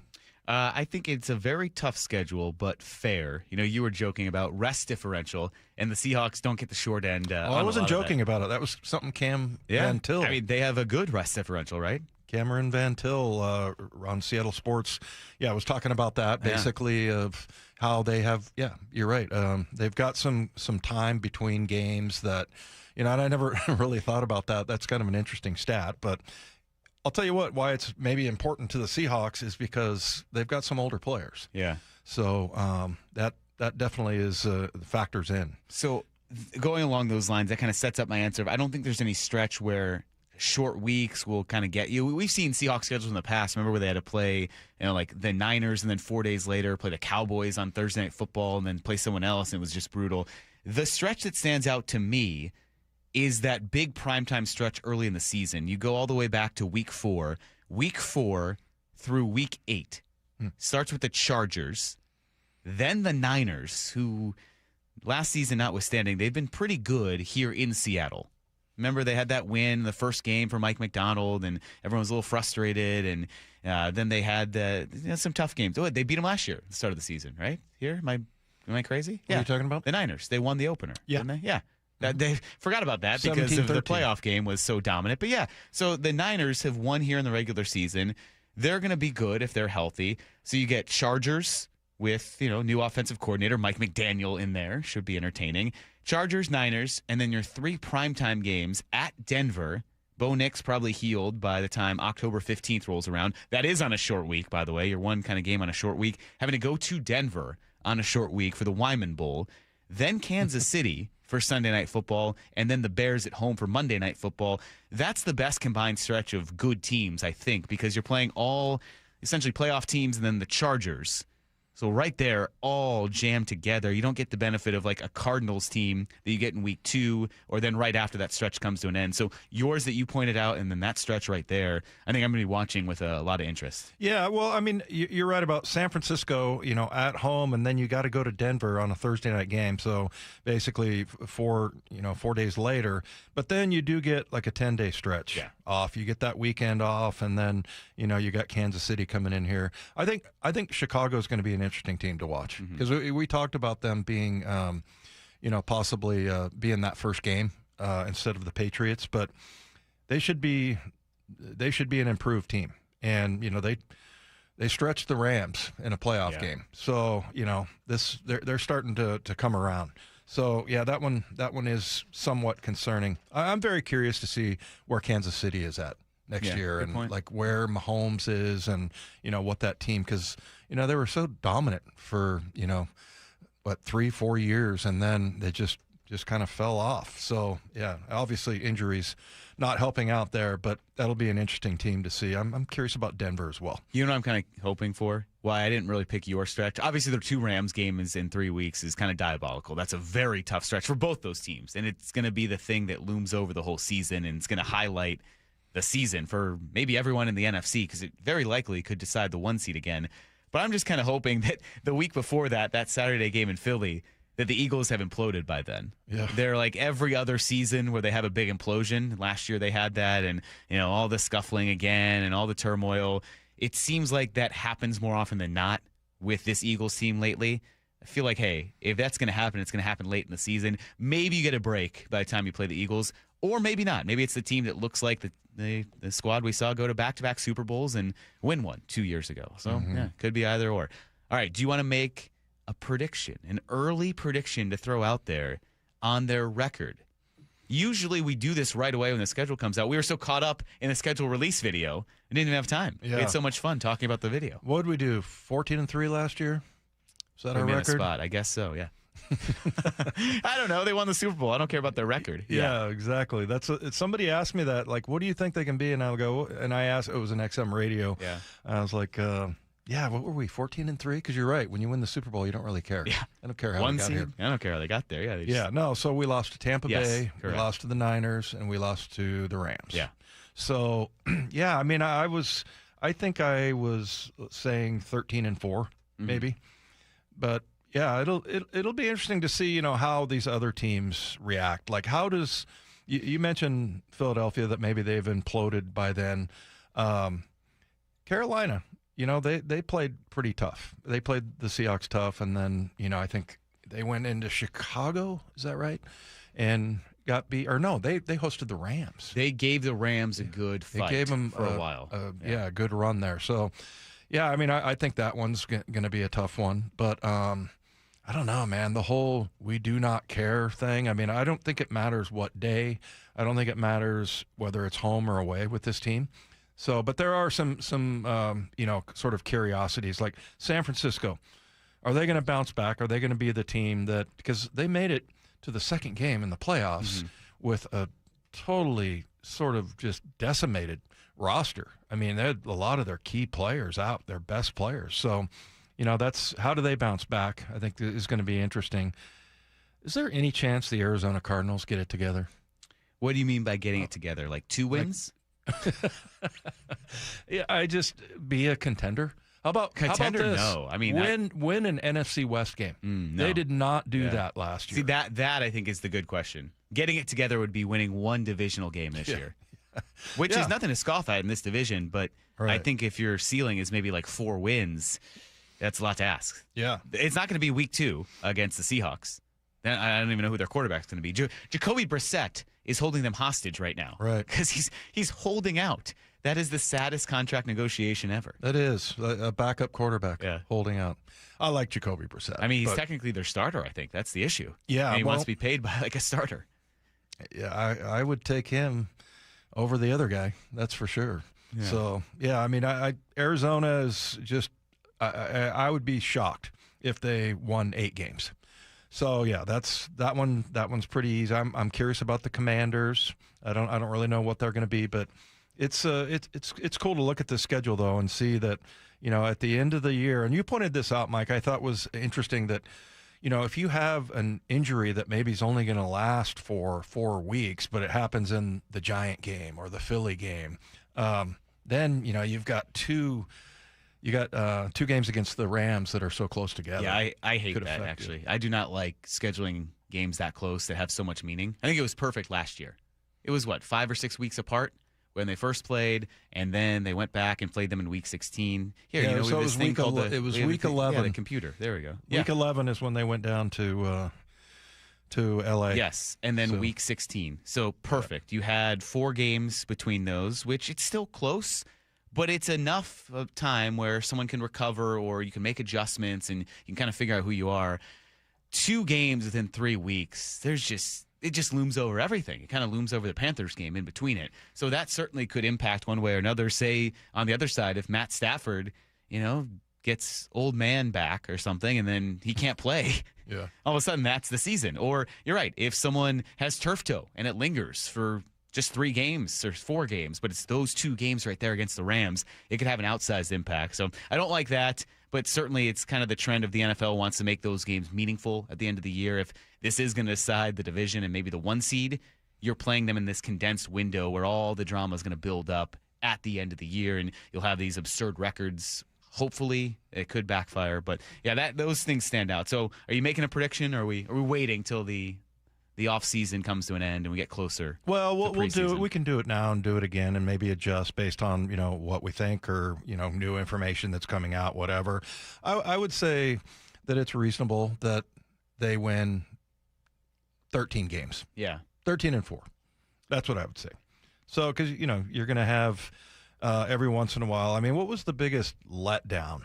I mean, obviously the 4 interceptions that Sam threw in L.A. is probably the most disappointing. But I just remember Tampa Bay being the most frustrating one. I mean, I don't. The San Francisco 49er loss, the opener, they didn't really know who they were offensively. They didn't really have a super strong identity of who they were defensively, but they got that going pretty quickly. And Tampa came in, and that was the weekend of the 50th anniversary reunion where they brought all the players back and everything. And I remember originally I had them when Bob and I were doing predictions last year. I was like, oh man, I had them losing that game, and then I found out it was the 50th celebration. I'm going, oh, that would be terrible if they lost. Well, guess what happened? Well, and they were banged up. Yeah, but they made some of the stupidest mistakes on defense. Well, and you're calling now predictions every week. I think you had them winning 17 games. So even though at the start of the year, you were like, they're going to win this one. They're going to win this one. And at the end, we looked back like, oh, wait. Technically, they would have gone like 17-0 had I just gone week to week. Yeah. I think Bob's was 16-1 or something like that. And yours was 17-0. Yeah. It's a schedule. It's probably going to be 13 is fair. You're going to find some tough stretches. It's almost impossible to know where that pops up because you're right. Who would have predicted a loss to the Bucs last year? And maybe conversely, you predict 2 losses to the 49ers and a loss to Washington because they're coming off an NFC title game appearance and the Seahawks crushed them. So 13. The other thing that was frustrating about that, Mike, was that, remember, we were not good at home. And the year before. And the year before and really before that as well. It hadn't had that dominance. And so you're starting out the first, I can't remember what week Tampa Bay was. Was it week 5 or 6? 5. Yeah, and week 5, yep. And you've got 2 losses at home already. You're right. That's a good point. You were 1-2 at that point. Your only home win over the Saints. And then you flip the switch there with that Monday night game against the Texans. Yeah. And then they didn't look back, and they didn't lose a home game the rest of the year. It was certainly impressive there. So that's our little schedule prediction. I think we both agree 13 wins. We'll go more in depth. We'll kind of maybe identify the losses when we get to the preseason and we get closer to the start of the season. But, Dave, there was some more Seahawks news. And this is something where at first, because there's so much that's fake now online and so many things that have been generated with AI, and you have to really be diligent about seeing, all right, is this a fake story? Yeah. Is this something that's a hoax that people are going to get caught up and say, oh, and embarrass themselves because it's an obvious hoax? But no, this is true. And it was kind of out there on Twitter first. I went to verify on JSN's Instagram story itself that he had actually done this and put this out here. But yeah, the NFL sent JSN the plaque for winning, according to JSN and his story on Instagram. And now, if you don't have Instagram, it's pretty much everywhere. The Seahawks, our website has written it up. ESPN has written up a story about it. JSN, we know he's a receiver, but the award he was sent by the NFL has a plaque honoring him for Defensive Player of the Year. That is a true story. That's hard to believe because, I would think if this has happened in years past, we would have heard about it. Right? Yeah. It's a the huge NFL. Deal. It's extremely embarrassing. Yeah. How do you not know that? And also, I think a lot of people have gotten kind of a little bit not as good as far as like grammar and punctuation and stuff like that. And so somebody might have kind of glossed over the year. The year was one word, and I like that JSN pointed that out as well. But I mean, it's two mistakes, and then and he was saying, this is starting to get disrespectful because also at the awards show, didn't they mispronounce his name or something? Yeah, well, the guy introducing him made a big show of it, and he was like, it was a bit. He purposefully mispronounced his name. It's some like YouTube influencer. So first that. He's not worth mentioning, is he? No. Well, I don't. His name's Drewski. That does nothing for me. I don't know who that is. Yeah, me neither. Some guy, Matt, can you tell us about Drewski? No. See, he has no idea. Normal people don't know who this person is. Yeah. But the YouTube crowd does. Is Matt a normal person? Yeah, that's a normal person. Okay. I'm more plugged into the zeitgeist, but I don't think I'd say normal. Okay. So even people who are plugged into the zeitgeist don't know who this is. So yeah, so someone like that is going to go disparage a guy who had an incredible season, who gets honored, and he has his name mispronounced. And then on top of that, he gets sent the wrong award. Yeah.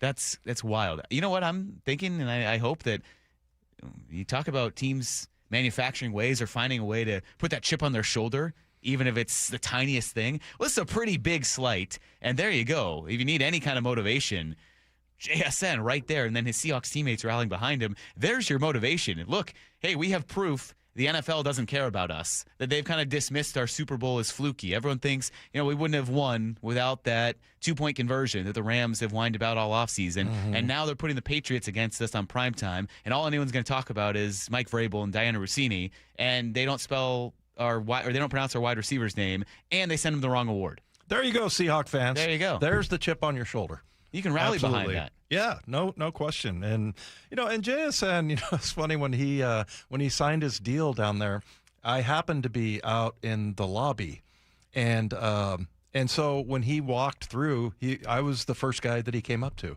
and he comes up with this like big smile on his face, shakes my hand. How you doing? He's the nicest guy, and great teammate and everything. And so, and that's the reason why you pay a guy like that $168 million, because he's a tremendous human being. But and it was funny when I looked at his dad, I was like, that can't be his dad. He's way younger than me, way younger than me. But anyway, Mike, did you hear any of that? Yeah. No, I listen. Yeah. But yeah, I mean, that's the reason why you get a guy like that and, pay him that much money. It's all about the character. So, but he's not too nice. And that's why I like that he kind of snapped back at him a little bit. Yeah. That was something that needed to be done, and kind of send like a little warning shot there, like, hey, you're not going to mess with me again. That's twice now. And I think it's ridiculous enough that the year was one word.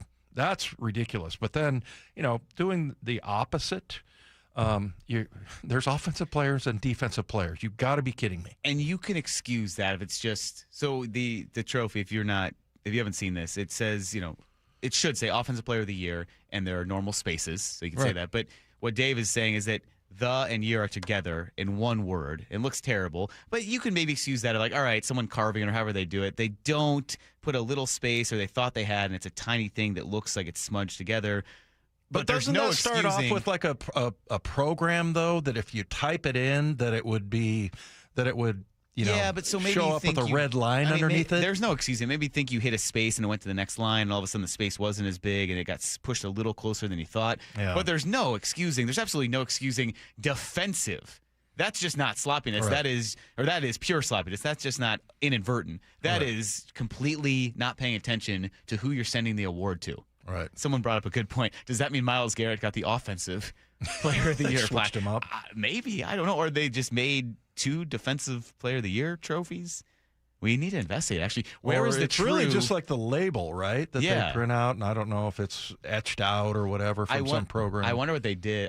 Here's what they did. I bet they made the defensive player of the year one first, sent it off, forgot to change the plaque or the engraving thing, and just did 2, sent it on JSN's way. Or maybe they went, oh, I can't remember if we sent out the offensive or defensive one, but how about go and look, where did you send it? Okay. Yeah, and they go, there's lots of ways. We sent it to JSN. It must be the offensive one. Yeah. So, I mean, look, there was lots of ways. The NFL doesn't typically do that. So that's kind of strange. Anything that has the NFL badge is, pretty trustworthy, and everybody, everybody loves the NFL. The shield, right? You can't ruin the sanctity of the shield. Don't except hurt the when shield. They do it themselves. As they did there. So, yeah, I don't mind. And, he says disrespectful and everything. And I was like, oh, really? Is it that bad? But then the more you look at it, the more you're like, this is stupid.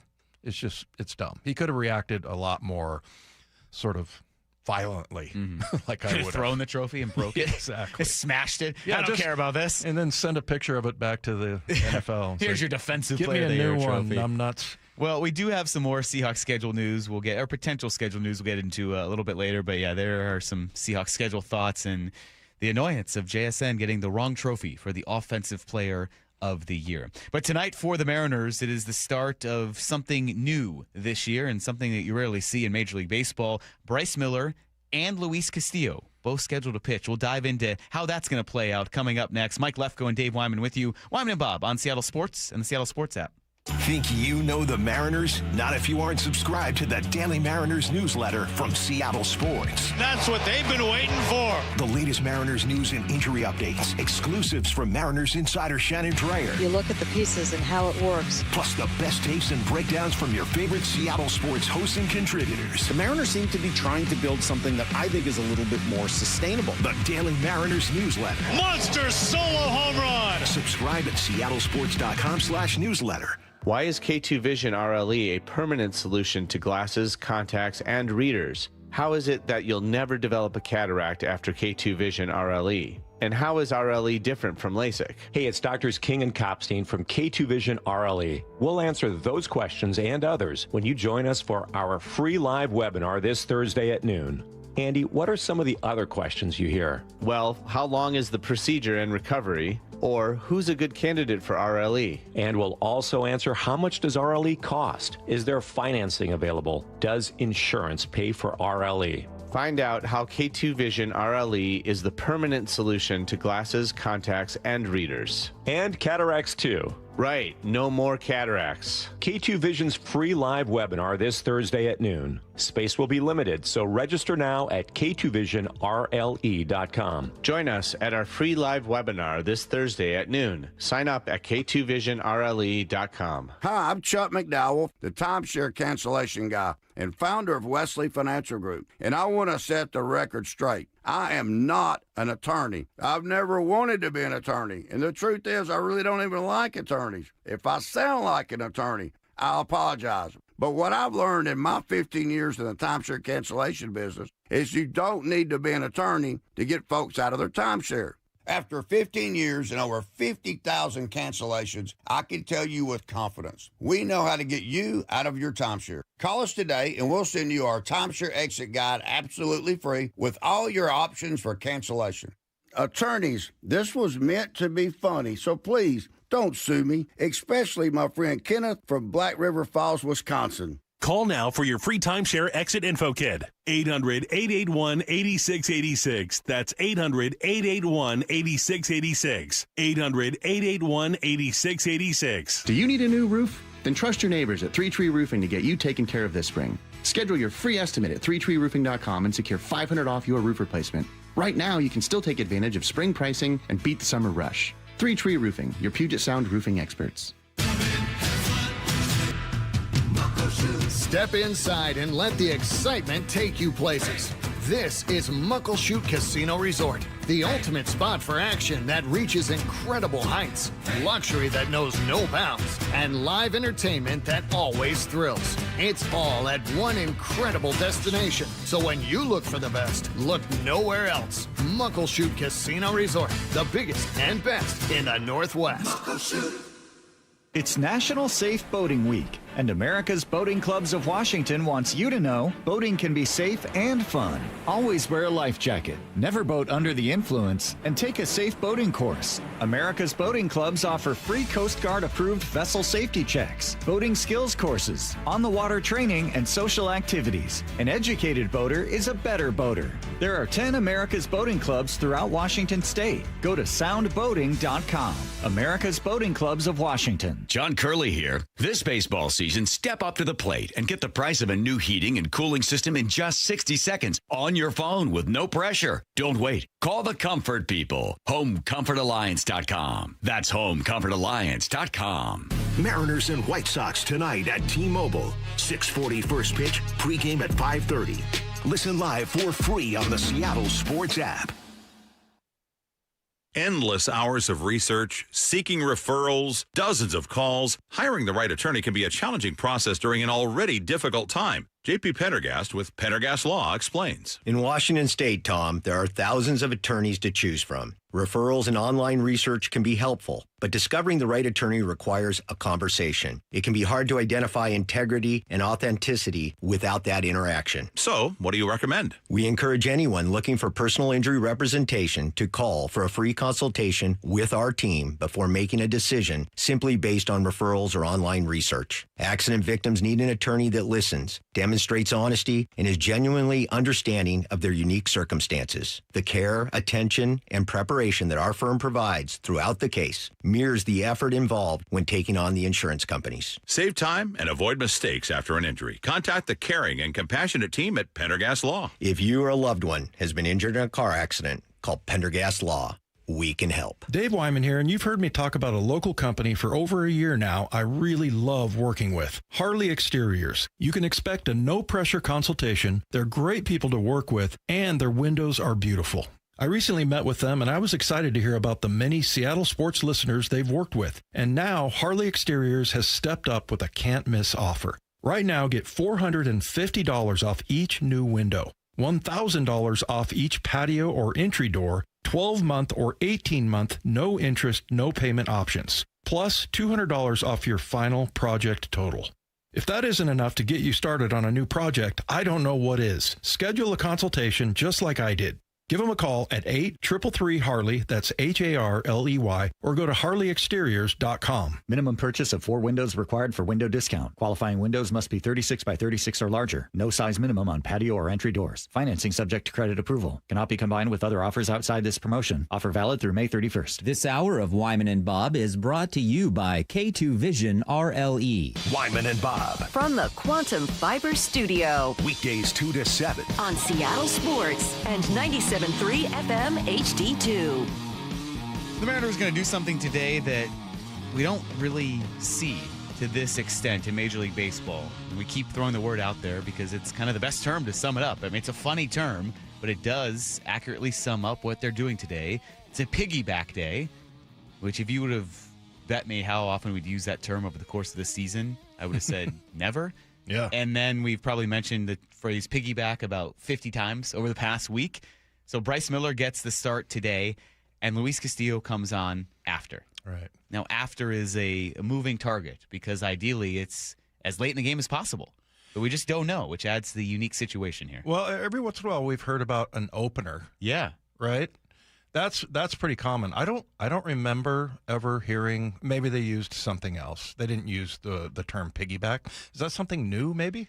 No, but it's something that they actually, let's get to this Jeff Passan cut here. He was explaining to Brock and Salk why he's still not really a fan and why you don't really see it in the major leagues. No, I don't like it, but I understand it. Generally speaking, the baseball piggyback is much more of a minor league thing where teams are looking to get starter-like reps for pitchers, but you can only start 5 guys in a typical rotation, or maybe 6 guys. So, at the big league level, I suppose it's a luxury to be able to do that. And you could do so effectively if things go according to plan and you're able to get your bullpen a day of rest. That being said, I know starting pitchers do not like doing it. Yeah, that's, and we'll ask Charlie. Of course, Charlie, well, Brian Rowland-Smith's a bullpen guy as well. He was just telling us that it never works out for anybody. And, and you ask a good question here, like what do you want to see? What are the pitfalls? All of that. I guess anything that will give Castillo more confidence and, get him sort of more on track than he's been. Because he's been sort of the culprit, right? Mm-hmm. Pretty much, more than anybody else. I mean, we've had maybe Logan a little bit. He's had, like the game against the Braves where he gave up four home runs. Yeah. So, I mean, he's had a couple of those outings, maybe a little bit, but Castillo's been the one that, has been, that is most underperformed. So I would like to see that, but I don't know. Like we were saying before, Mike, I think anything that sort of muddies the water is really good, because the way you can do that in this pitching staff is to have really tough decisions to make, right? You want Castillo to go out there and pitch his best. You want the same thing out of Bryce Miller. So if they come out of it and like, man, it's almost like we have too much good here that we don't really know how to work it out and get these guys all on the same schedule. That'll be a good thing. So whatever helps Luis Castillo get back to being the Rock. And this is why I think you don't see it. And it's something Passan was alluding to. It's a minor league thing, because in the majors, it's a luxury. It's an extreme luxury that teams never usually get to, of having 6 quality big league starters. Right. For how good the Mariners have been with their rotation over the past few years. How often have we seen 6 healthy major league quality starters? You just don't usually see that. Mm-hmm. Emerson Hancock had to come up because someone was injured, or Logan Evans had to come up because someone was injured, to now have this stretch where you have too many.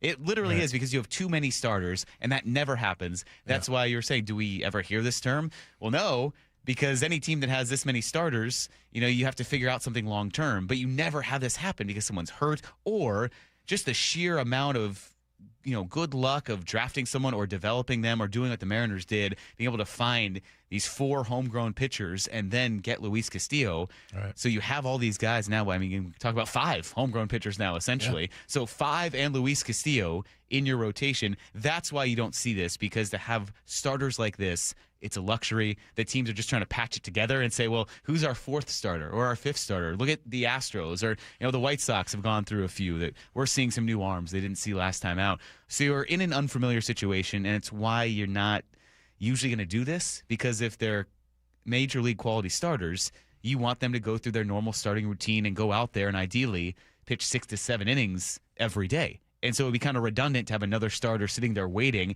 Like if Bryce Miller goes out today and pitches 7 innings, first of all, insanely good, amazing. It's his 2nd start, so I doubt that happens. But say he does. Luis Castillo, you don't need him, because you're in the 8th at that point. You turn it over to your bullpen. So on a night in and night out basis, you're assuming your good starters go 6 to 7, so he becomes redundant. But on the other side of that, as Passan's getting to and we've talked about, you are saving your bullpen, which is a man down because you have 6 starters that ideally, if it plays out cleanly, Bryce Miller is going to pitch a clean amount of innings, 3, 4, 5, 6, who knows. And Luis Castillo pitches the final chunk. That is the true piggyback, the carrier and the rider, as you've so aptly described, as Divish put it there, that those 2 are pitching, and those are the only 2 that are pitching today. Yeah, you know what? Also, I'm really rooting for Castillo and his performance, because that was a bar. He could have had a quality start, and he couldn't get through that last hitter, and goes 5 2/3. But 3 earned runs. He gave up a home run, had 6 strikeouts. Did he walk anybody? He walked 3. But yeah, I thought that was going to be a tremendous confidence boost for him to get the quality start, and just wasn't able to get it. So Yeah, I'm kind of rooting for him, and hopefully he has, and also because I think he deserves it, but also because of the reason why I just stated that, it sort of muddies the water even more. And so, like you said, it's a good problem to have. It's an embarrassment of riches, right? I mean, most teams are, whereas compared to like an offensive line, you got like 3 really good guys or 4. Hardly anybody has all 5. Right. Yeah. Would they ever piggyback an offensive lineman? Anthony Bradford? Well, we see them go series to series sometimes, right? Yeah. Even that's not an ideal solution because you want that cohesion with all 5. So it's like this. Yeah. You can do that because you have this kind of surplus of talent or you're trying to figure out one situation, but it's not something you want to do for a matter of months because it puts someone like Castillo, and this is what I'm curious to get Charlie's insight into. If you're used to being a starter in your regular season routine, we know how finely tuned a starting pitcher's day is, that this game starts at 6:40. Bryce Miller is going to back time everything he has to do down to the minute. Yeah. And Luis Castillo is used to doing that. So now, him having to come in and still pitch maybe 3 to 4 innings, but not getting that amount of time to build up and stretch and do whatever he needs to do, which is usually an hours-long process.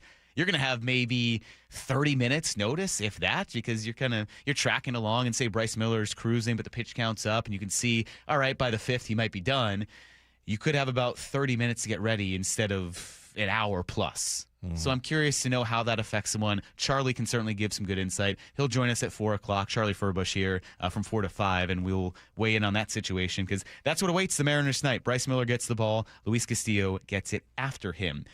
But coming up, we're going to go back to last night because there might have been someone who is more excited about Colt Emerson's home run than Colt Emerson. We'll hear about that when we sweep the dial. Wyman and Bob on Seattle Sports and the Seattle Sports app. Have you downloaded the Seattle Sports app? We're going to have a challenge right here. What are you waiting for? Listen to this. Every pitch. Here comes the 3-2. Every game. Swung on and missed. Got him. One app for free. How about that, folks? The Seattle Sports app. Every game. Julio racing back. Right in the palm of your hands. Makes a leap and makes the catch. Plus the latest Mariners news, insider access, video, and podcasts. They got it. Wow. The Seattle Sports app. It's Dave Wyman here for Bellevue Rare Coins, and I'm really excited to be working with them again as we're seeing the price of gold at all-time highs. And here's what that means for you. Items you haven't thought about in years can be worth thousands of dollars.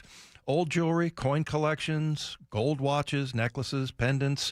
It's worth finding out what these items are worth during such a strong market. Even broken and used jewelry can go for a lot of money. The folks at Bellevue Rare Coins had a customer stop by on her way to donating a box of jewelry, and she walked out with a check that far exceeded her expectations. Not bad for something that she was just going to give away. So Bellevue Rare Coins has expanded now to Linwood, Issaquah, and Tacoma as the trusted authority for selling valuables for almost 5 decades. And they offer free evaluations, no pressure, and no obligation. And a lot of people don't realize how valuable some of the items in your home may be. So before you give anything away, get it checked out at Bellevue Rare Coins in Bellevue, Linwood, Issaquah, and Tacoma, or go to BellevueRareCoins.com. Go big this spring at Chef Store. That means more fresh meat, produce, and supplies for less, so you can focus on what's next. We're open to the public, no membership required. All that and so much more. Chef Store. Shop big, save bigger. Hon, is your new pinball machine in our budget? KeyBank will meet you in that our money is now our money moment. Actually, our banker Steve recommended we start a joint checking account for bills and keep our individual accounts for things like pinball machines. Did someone say Banker Steve? I was in the neighborhood in case you had any checking account questions. Steve, you're always there for us. Now, how quickly can we open that account? Steve, are you seeing this? For every financial need, we'll meet you in the moment. KeyBank opens doors. KeyBank member FDIC. In 2026, Bay Alarm celebrates 80 years of security. For the Puget Sound, that means local service including burglar and fire alarm systems, 24/7 in-house monitoring, and custom security designed to work with business operations. Bay Alarm has real people rooted in your community looking out for your business. After 8 decades and 3 generations of family ownership, our promise is still the same. We got you. Learn more at bayalarm.com. Wait! Before you change the station, listen to this.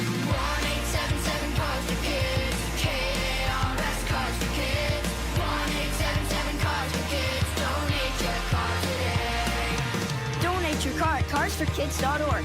That's cars with a K. Pickup is quick and easy. You'll also get a vacation voucher and a tax deduction. 1-877 Cars for Kids. Donate your car today. Stacy here. Sell your car to Wayscar Ford, and when they resell it, they share half their profit with you. That's right. Sell your car to Wayscar Ford, Isuzu, and Auburn. They'll pay you today for your car, and once they resell it, they'll share half their profit with you. WayscarFord.com. This is Rick Jones of Goldberg Jones Divorce for Men. Child custody is the most emotional issue our clients face. And if you're a divorcing father, the relationship with your children is about to change. But that change doesn't have to be for the worse. Kids already feel the stress of parents who don't get along, but they can thrive after a divorce. Kids trust their dads.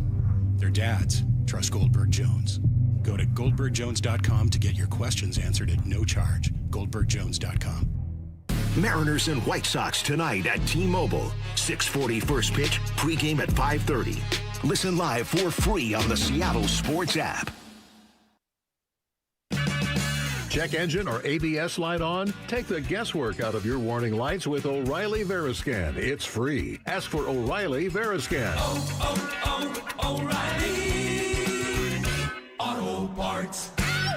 Support comes from Amazon Business. Unlock smart business buying with fast, free delivery on millions of items and practical AI innovations that automate repetitive tasks so you can make smarter decisions faster. Learn more at amazonbusiness.com. Wendy's new Biggie Deals lets you choose whatever you're in the mood for. It's like a music mixing board of deals, and you're the producer. Go with some chill folk music with a JBC in the $4 Biggie Bite snack.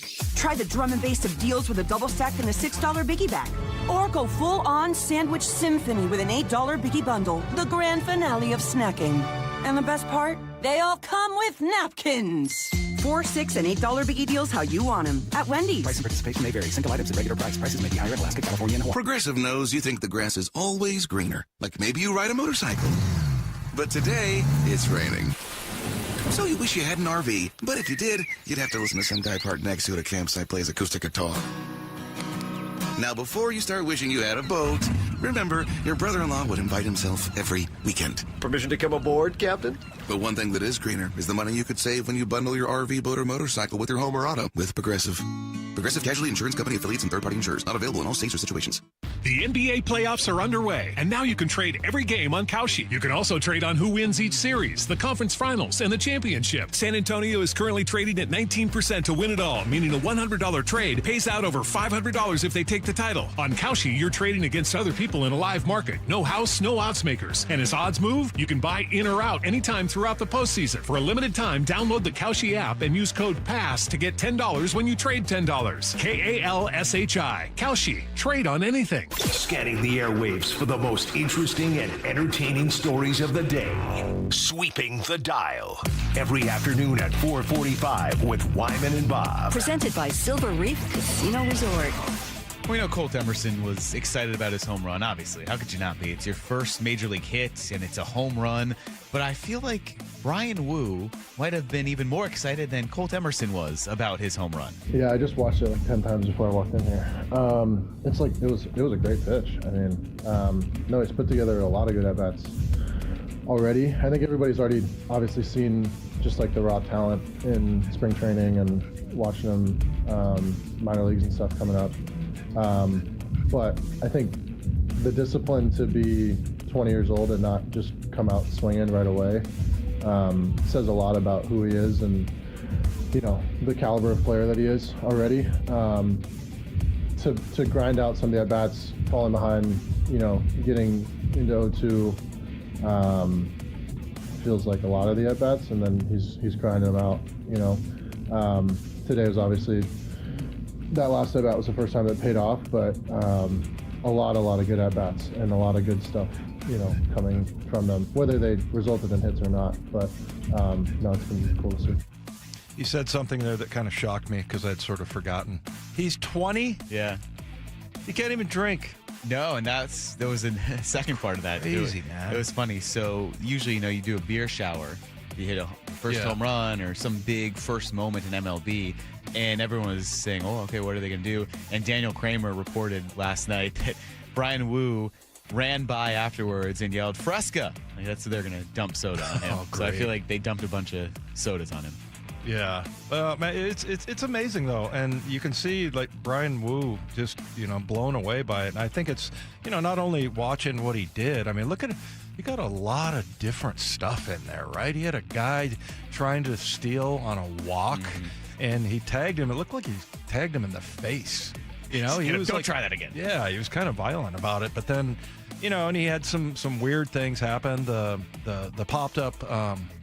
Foul back to the catcher, but then, he lines one out to right field. It wasn't like I think Woo said there that was a pretty good pitch. I mean, it wasn't a bad pitch. Below the zone. It was a changeup, 2-strike pitch. And he starts off 0-2 in that at bat. I mean, it's incredible. And the guy, it looks like pretty much his expression never changes. Sweeping the dial. Before we get to this Dan Wilson cut here, because he's talking about the obstruction play last night, just an update. Colt Emerson is playing shortstop today, and we kind of inferred, yes, it was just a rest day for J.P. Crawford. Dan Wilson officially said in his pregame media session, yes, just a rest day for J.P. Crawford. Dive back into the particulars of the lineup with Charlie coming up at 4. But last night after the game, another one of those strange plays we were talking about, Dave, the obstruction from White Sox second baseman Sam Antonacci, where he just kind of wandered around past the bag and right into the path of Johnny Pareda, and afterwards Dan Wilson was asked, hey, did you know kind of right away that you were going to get a run on that? I mean, I think we all saw it in the dugout there. It was kind of right in front of us, and there was definitely an interference there and nowhere for Johnny to go.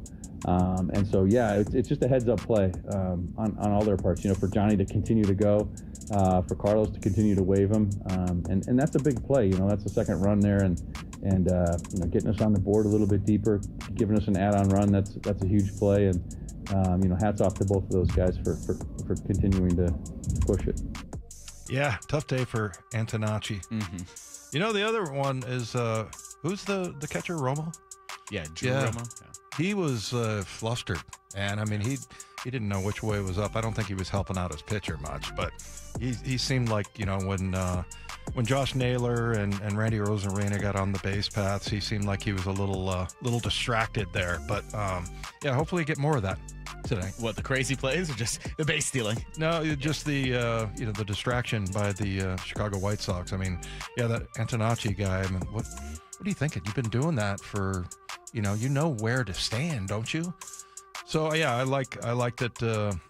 And then their manager gets thrown out and everything. I mean, there was some fireworks last night. Well, and Antonacci's base running blunder in the first, I mean, changes the tone. I'm not going to be all dramatic and say of the game, but it certainly changes the tenor of that first inning because Woo had put the first two guys on.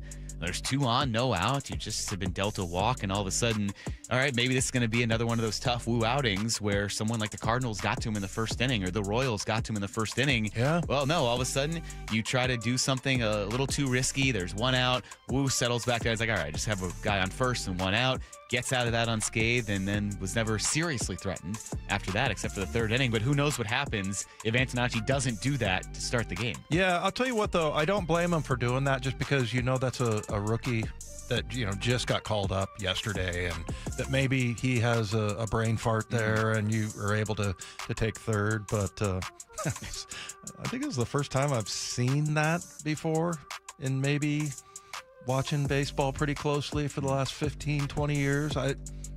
Maybe when the old right-hander Ryan Roland-Smith was on the mound, they tried to run on him. Yeah, we'll have to ask him about it. We'll ask Charlie about that, too. Reliving the right-hander Ryan Roland-Smith. I already told him, Charlie, so that way you can't tell on me. Because Charlie thought that was the funniest thing ever, and I was like, we'll relive that. Sweeping the dial. Dave, you and I talked yesterday about why the Patriots are the Week 1 opponent for the Seahawks, and it probably is because, this Super Bowl rematch, the allure of that, it gets lessened as each subsequent week goes on, especially if the Patriots aren't going to be very good. They rode the benefit of a pretty easy schedule last year. They also got to face the Broncos without Bo Nix to get to the Super Bowl. The Patriots might not be good this upcoming year. In fact, Ryan Clark this morning on Get Up says that he believes the Patriots won't make the playoffs this upcoming season. But when you look at the Patriots, you were coming off of a 4th place schedule last year. Right. This year you play the 1st place schedule. You're going to get the NFC North. We know what the Minnesotas and the Chicagos and the Green Bays can bring to you. And then you also get the AFC West, right? So you have the Denvers, the Kansas Cities. This is a totally different schedule with different expectations. No one thought about Drake May as an MVP candidate or Mike Vrabel as a Coach of the Year candidate or this team being the type of team that could get to the Super Bowl. It's different now. You aren't sneaking up on anyone. I believe they not only take a step back, but in my opinion, the New England Patriots missed the playoffs this year based on this schedule. I know what everybody's going to say. They got 4 wins because they got Miami and they got the New York Jets. But I believe the rest of this schedule make it extremely difficult. Yeah, their schedule was pretty soft last year, and remember they started off with a loss to the Raiders, and it was I think that was week 2 or something. So. I think that was week 1. Was it really? Yeah. Was it the opener? Yeah. So I mean it's a team that changed and evolved as the season went on, and they got better, but I don't know. They just started to tail off at the end. I thought the AFC playoff games sucked. Yeah, they were terrible. It was bad football. Do you remember how poorly C.J. Stroud played? Yes. What did he throw, like 4 interceptions or something like that? I mean, it was just, the AFC was just subpar. It was not JSN in the offensive play of the year. It was the offensive plays of the year, essentially. Offensive offense all around. So, yeah, that's interesting. I mean, we kind of waited on it. Patriots, Seahawks might not be the most entertaining Super Bowl rematch, certainly not the most entertaining week 1 game compared to the rest of the schedule, but you get it out of the way. Do you think people are going to poke at Vrabel a little bit, make posters? Oh, yeah, until they get him taken away.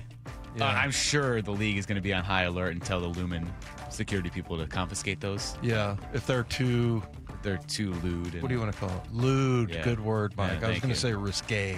Yeah, risque too. Yeah, risque, lewd. Like our guy, the front office sports writer, Hornet. All right, we got a break. Charlie Furbush is here. We got a lot of baseball to talk about with him. One comment too many. He joins us next here. Wyman and Bob, Seattle Sports and Seattle Sports app. He is one of the most anticipated prospects in Mariners history. Here comes Colt Emerson. He's out there right now wearing number 4 over at third base. The Mariners' top-ranked prospect and 4th-ranked overall in baseball. Is Colt Emerson the spark the Mariners offense needs? We want to do the right thing for Colt. We also want to do the right thing for the Mariners. We think he's the best option. Complete coverage at SeattleSports.com. Really hone in on the winning aspects of the game. And the home of the Mariners, Seattle Sports. Running a small business means juggling a lot. Your network has to handle it all. That's where a fiber-only provider falls short. You need a partner who gives you a greater advantage. Introducing the Total Solutions Advantage only from Comcast Business. A first-ever combination of the largest, fastest fiber-powered network, the most reliable Wi-Fi, gig speeds with equipment and security included, and a 5-year price lock. Plus, it's all backed by a 30-day money-back guarantee. The Total Solutions Advantage only from Comcast Business. A new standard for small business with reliability, security, and savings in one. Switch today. Get started with a great offer as low as $60 a month. When you add it all up, no one does business like Comcast Business. Offer ends 6/1/26. New customers only. Requires 300 megabits per second internet and security edge. 1-year agreement, eco-bill, and autopay required. Equipment, taxes, and fees extra. Most reliable Wi-Fi based on Open Signal Awards USA Fixed Broadband Experience Report, May 2025. Start having fun. Caesar Sportsbook at Muckleshoot Casino Resort is your #1 place to eat, drink, watch, and have fun. Keep up with your favorite sports anywhere and everywhere on property with the mobile app. Visit MuckleshootCasino.com today. Scan the QR code and let the play begin. Muckleshoot. Woodworker, check. Metalworker or material handler, check. Equipment Sales and Surplus in Auburn offers competitive pricing on leading brands like Jet, Powermatic, Wilton, Bailey, and others. Whether you're a hobbyist or a fabrication shop needing metal forming machines, they have hundreds of machines and accessories. The only dealer offering scratch and dent and discounted items. Check them out in Auburn. EquipmentSalesandSurplus.com. Your go-to for woodworking, metalworking, or material handling. That's EquipmentSalesandSurplus.com. weekdays.com. The NBA playoffs are underway, and now you can trade every game on Kalshi. You can also trade on who wins each series, the conference finals, and the championship. San Antonio is currently trading at 19% to win it all, meaning a $100 trade pays out over $500 if they take the title. On Kalshi, you're trading against other people in a live market. No house, no odds makers. And as odds move, you can buy in or out anytime throughout the postseason. For a limited time, download the Kalshi app and use code SHOT to get $10 when you trade $10. KALSHI. Kalshi. Trade on anything. At University of Maryland Global Campus, we know you're no stranger to setting big goals, whether in school, at work, or in life, and you're ready for more. At UMGC, we offer the skills-based education you need to move your career forward. Learn how to apply AI, data science, and other emerging tech, plus gain skills in leadership and critical thinking. You've come far. Succeed again. No application fee if you apply by June 1st. Learn more at umgc.edu. Certified to operate in Virginia by Chev. The NFL schedule dropped, and it's time to settle up. There's road trips to plan, hotels to book, tickets to split, tailgates to cover, and scores to settle. All the things for the season. But now, when you send $10 or more to a friend with PayPal by May 28th, you can win 2 tickets to every home game of your favorite team. Yep, the entire season. Visit paypal.com/P2P sweeps. No purchase is necessary. See websites for details, including how to enter by mail. Brought to you by PayPal, official peer-to-peer payment sponsor of the NFL. Okay, I have to tell you, I was just looking on eBay where I go for all kinds of things I love, and there it was. That hologram trading card. One of the rarest, the last one I needed for my set. Shiny like the designer handbag of my dreams. One of a kind. eBay had it, and now everyone's asking, ooh, where'd you get your windshield wipers? eBay has all the parts that fit my car. No more annoying, just beautiful. Millions of finds, each with a story. eBay. Things people love. Hey, when was the last time you inspected your crawl space or your attic? What's the last time you went in there just to see what kind of shape they're in? Oh, never? Yeah, same. I don't want to go in there. Most homeowners completely avoid those areas, but it is important to check on them regularly. It's why you call Crawl Pros. They'll come out and go where you don't want to. Hey, it's Mike Salk here. And yes, when Crawl Pros came out to my place, they realized we had a little problem with our insulation. So they've set about fixing it, and they did a great job. But if you've got the same problem, they'll also look to see what kind of energy rebates are available. Right now, local utility companies are incentivizing homeowners to make their home more energy efficient with proper insulation. And some homes qualify for several $1,000s in savings with these utility rebate programs. So don't just assume your crawl space and attic are in great condition. Do what I did. Call Crawl Pros today and schedule a free corner-to-corner inspection and find out if you've got water intrusion, mold, rodent issues, or even damaged insulation. Schedule your crawl space and attic inspection at crawlpros.com. Let's go! This is Seattle Sports. Streaming through the Seattle Sports app. KIRO AM Seattle. KIRO FM HD2 Tacoma. Home of the Seahawks, Mariners, and everything Seattle sports. Seattle Sports Snapshot. Different looking lineup for the Mariners today against lefty Anthony Kay. First pitch at 6:40. Pregame coverage begins at 5:30. Rob Refsnyder leads off. Patrick Wisdom's in the lineup. He's batting 5th and playing 3rd base. Connor Joe hits 6th. He's in right field. Mitch Garver catching, batting 7th. Cole Young hitting 8th. And then Colt Emerson is at shortstop today, batting 9th. Dan Wilson did say it was just a rest day, a normally scheduled off day for J.P. Crawford. The NFL owners voted today to allow up to 10 international games per season moving forward. There are a record 8 this year, 9 including a second Jaguars game in London. The NFL doesn't count, so next year you could have up to 2 more international games on the schedule. Snapshot, brought to you by Miller Lite. When it's game time, it's Miller time. This hour is serviced by the Lee Johnson Auto family. From the Quantum Fiber Studio, this is Wyman and Bob. On Seattle Sports. Streaming live on the Seattle Sports app and at seattlesports.com. Now, here are your hosts, Dave Wyman and Bob Stelton. Mike Lefko, Dave Wyman, and a struggling Charlie Furbush here with you. Struggling? Come on. What? That microphone was owning you, man. You got it all set? I got it good. You good? Okay. Yeah.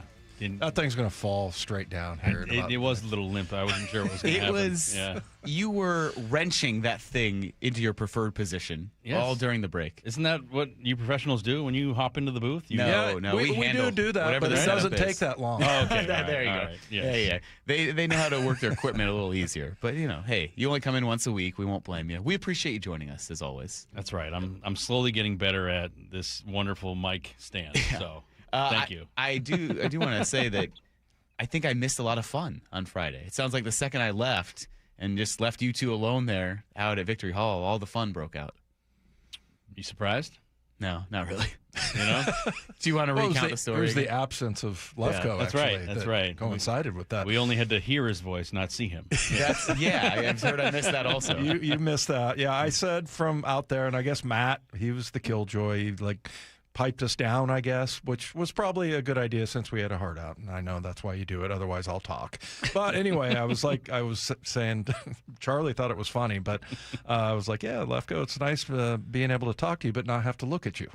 And so that you didn't even hear that. No, I didn't. Yeah. Well, it's a good thing. That's kind of funnier, actually. It probably would have crushed your confidence in doing the pregame show. I hear that without a doubt. So. Without a doubt. Yeah, and then the whole right-hander scenario. Oh, yeah. So, Charlie, you thought that was really funny. I thought you were joking at first. I was like, there's no way you're serious. You know what's so funny is I'm going, okay, well, how would I have known that and whatever? I was telling Mike the story on Monday, and I was sitting there, and right above his desk is a picture of Ryan Rowland-Smith pitching left-handed.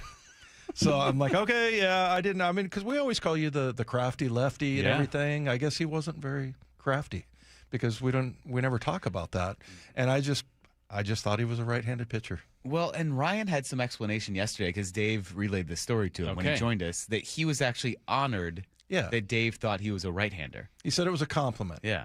Oh, wow. I don't know. How would you feel about that? I can't. Do you remember the logic, Lefko? I don't know what the logic was. I didn't really understand the logic. It was almost like that you didn't think of him as just his stuff. You just thought of him as a major league pitcher. Okay. Something like that his stuff was good enough to play both ways. That as a lefty, you often think of them as just, deceptive and crafty and blah, blah, blah. Not that their velocity is good enough or something like that. I was kind of trying to keep track of that because personally I would have been offended, but he was fine with it, or maybe he was just being nice. Well, Mike was asking me is that like him mistaking me for like an offensive guard or something like that? Yeah, I don't know. Or a kicker, God forbid. Where do you get offended, right? Where's the line for you? Yeah, I don't know. Yeah, I mean, I would say anything other than kicker. Okay, yeah, that's the lowest. Is meaning the kicker, punt or kick. Okay, yeah. Who has more respect in the locker room, punters or kickers? Punters. Oh wow, punters or kickers? Really? Okay. Yeah, I mean, yeah. The kickers are. You know how we talk? I guess they Cal. Are. Yeah. Cal talks to the pitchers about being too pitcherish. Yeah. I think that's going to be a new term. He's too kickerish because, they're just they're different people. Like our guy is cool, Justin Myers. He's really cool. Justin, are you doing that on purpose again? What did I say? Justin Myers. Oh, Jesus. I thought you were doing that on purpose. That was a long-running joke that Dave had. He just would always missay Jason Myers' name. Yeah. But then after he wins the Super Bowl with 6 field goals, that was I thought retired, but. I know. Good call back there, Dave. Jason's awesome. No, he really is cool. And like I made some like a kicker joke or whatever, and he said, "Yeah, a lot of the older guys say those kinds of things. I don't think that's a thing anymore." And I was like, "I respect that guy now. Now I like Jason." So anyway, but yeah, I mean that would have been probably the equivalent, maybe you think of. Ryan wasn't offended at all. No, he wasn't. You thought it was a compliment, actually. Okay, I'm not sure where the compliment comes in. Yeah. But I wouldn't be offended either. You know why? Because I don't get offended. It's a thick skin, man. Yeah. No, well, you control that, right? That's right. You control whether you're offended or not, not other people. I have a unique last name, so I've heard a lot of things in connotation with that. So, so I at this point, I only appreciate the new ones. Right? There you go. I've heard them all before. Yeah. Text them in text them in, text them if you have a new one or you think you have a new one. No, we were actually, speaking of that, Charlie, you bring up a good thing with our text line. I have a question for you that we put out earlier to our text line. And chime back in as well as you're thinking of new insults for Charlie. 866-979-3776. What's one word you would use to describe this Mariners team? We talked about this wide-ranging season so far, how they can get swept by the Padres, but beat the Braves in a series, still the only team to beat the Braves, and now look really sharp again against the White Sox. So what's one word that comes to mind when you think about this Mariners team? First one that comes to mind is seesaw. Yeah, we haven't heard that one. That's a good one. We got yo-yo. Okay. Somebody said yo-yo. I just the seesaw effect, and I could have said roller coaster, but it feels more like a seesaw right now because you're on top once and you're looking great, and then you get swept, and then it turns around and you're looking good again. So I think that's what you've seen this year. You've seen kind of a tale of two teams in one way, right? You've seen a team that looks great, and then you've seen a team that doesn't look so great. But when I look at it overall, I'm still really hopeful and optimistic that this team hasn't peaked, and when they do, it's going to be special. Yeah, it's funny. The instant reaction I had after that game last night is that it kind of wiped out the Padres series. Like there were so many things that happened, and also it was also an indicator, or I guess a symbol of how the Mariners have done such an amazing job drafting players and developing them. And to get a kid who's 20 years old and do all the things that he did, like they tried to steal on him on a walk, which I don't think I've seen ever. And he was aware, and I could understand them wanting to, because somebody texted in that he was in the outfield grass when the guy took off. But he got there in a hurry. Looked like he tagged the guy right in the face, which I love. But then, he has in the face. In the face. But yeah, and then he has the misfortune of the one foul tip that bounces off the catcher's glove. And, and it was just a little bit of everything. He made a nice throw to second. Well, obviously the home run, where he starts off 0-2. Yeah, I mean, it just was, I don't know, that guy just erased a lot of my concerns because it's like, okay, well, maybe this guy's a little bit too young or whatever. Pull him up, he handles it. It's fine. Yeah, it's, as all three of us were talking to Hollander on Friday, I asked him about when he would make an appearance in the Mariner uniform. I didn't think it was going to happen 2 days later at any point, but I think when you look at how the Mariners draft and develop, and you look at not just Colt Emerson, a handful of guys, they somehow figure out how to unlock players a little bit faster than others. And, I know as somebody who broke in as a 25-year-old, how difficult that would be as a 20-year-old, a 21-year-old, right? Yeah. I think that's what you see is that the Mariners are doing everything right by the player. So they wouldn't have moved him up to AAA at 20 years old if he wasn't ready, right? Like there's that side of things. And as you continue to be challenged at new levels and you continue to handle it with ease in one way, it just shows you that he may be closer to Major League, ready than you think. And now look at it, he's the second youngest Mariner ever behind Felix to put on that uniform. So I'm really excited to see, what the future holds because he could be this guy that is going to honestly play way better than this contract, right? You look at how young he is, and this is a big number, but if it comes 6-7 years from now and you're like, wow, that was the steal of the century, right? It feels like the maturity, both from an emotional standpoint, just, even keeled, as Dave was talking about, no matter what's going on, if it's a home run or a tough defensive play, and then the physical maturity at the plate discipline there. He's not chasing. He's not looking just completely out of it. We were talking about how it seems like, at least right now, the game does not look like it's sped up on him. I don't know what you've observed about that, but what have you seen just kind of out there, the actual physical tools from him so far?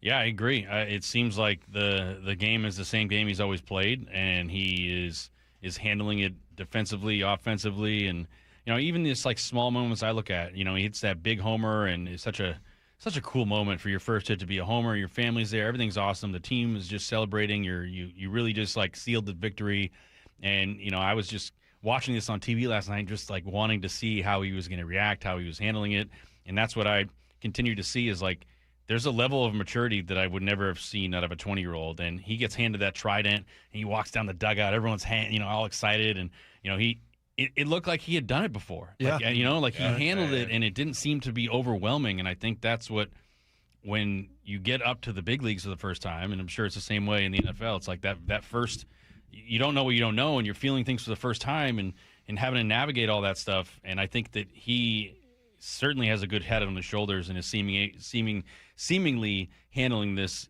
with ease. And I said this weekend, I think this is also like such a great thing to have him up right now because he doesn't have to be the guy. Like, he's walking into a clubhouse and he's like, all right, well, I don't know anything. I've never been to the big leagues, but I got all these veterans now to learn from. Like, that's really nice that it doesn't fall on his shoulders to be like, okay, carry the team, right? And as a 20-year-old, that can be so much. So I feel like he's in a perfect spot to learn from the veterans, learn from the actual experience of playing at this level.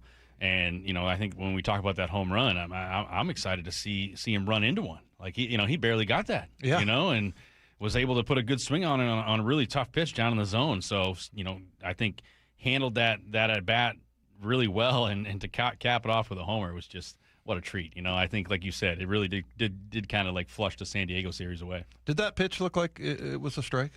Was it in the? It's like box, that's like as a pitcher, you kind of tip your cap because you're throwing a pitch in a sense beneath the zone, and it's a pitch that looks like a strike the whole way. And if you just like threw that in a bullpen, you go, okay, that's good. Yeah, I'm happy with that. Right. But he threw enough of them in the at bat that Colt was able to like I guess handle him and see the shape of it. And I thought he did a really good job of just like, all right, I know that I'm going to have to kind of go out and get it. And I think when you have that kind of split changeup that he had, it was really dropping off the table. You got to stay on it and kind of swing as late as you can and not be too early. And I think that's what he did. It was such a bright spot to see. And excited to have another part of the future here on the Mariners. Yeah, moving past Colt Emerson into the rest of this lineup, consistency has been the biggest issue. And so my word I threw out there was man. Inconsistent. Yeah, seesaw, That's what I'm saying. Inconsistent, whatever you want to use. Mercurial if you're a fancy Stanford grad. Okay. So all those words. Wyman. How about that? How about it? Yeah, pull that one out, and it fit. All you idiot texters out there, I bet you never say that. Any of those words, usually we're talking about it in the context of the Mariners lineup because it has been so hot and cold. But last night, Emerson aside, you saw Josh Naylor come through. Randy Arozarena, a couple of doubles. Julio, obviously, with the home run.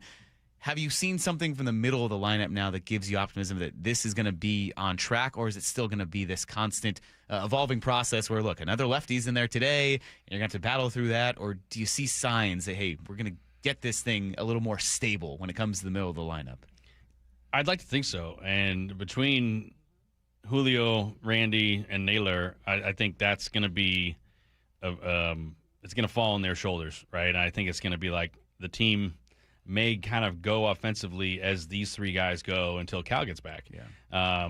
And that's where you look at the rest of the lineup and how they've picked it up from various games between Rayleigh and Canzone and Young and list kind of goes on. But yeah, it's going to fall back on those three guys in the lineup that I think can do a really good job of handling this league and handling pitchers on different teams. So what I've seen is just like, I think they're taking advantage of opportunities inside the zone. And I think when we talk about this a month ago, there were multiple games. It felt like there's just a bunch of swing and miss. And I think there is still swing and miss, right? And there always will be.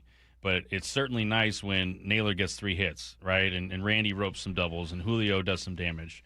And it just gives you that sense that, okay, even though we're dealing with adversity, we still have some talent on this roster. And, yeah, it's going to require some other guys to step it up.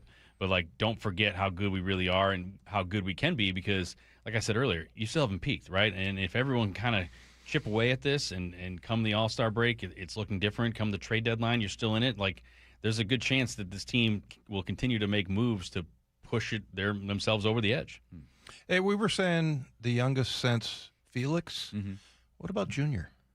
Somebody just texted in. Since Felix. Huh? Like since Felix. Oh, since Felix is what people are saying. Okay. Yeah, because he got called up when he was 19. I may have misspoke, so sorry, Texas. No, I am don't the idiot. I don't think it was you. I think we've been talking about it, and they're like, well, I'll gladly take the blame. Yeah. Okay. Well, you wear that one then. You got it. Yeah. Hey, so the piggyback thing, what do you hope comes out of this? I think both you and Ryan were been kind of like, it doesn't really work. It's not the greatest thing. First of all, explain that part. Like, why, what are the negatives and the positives?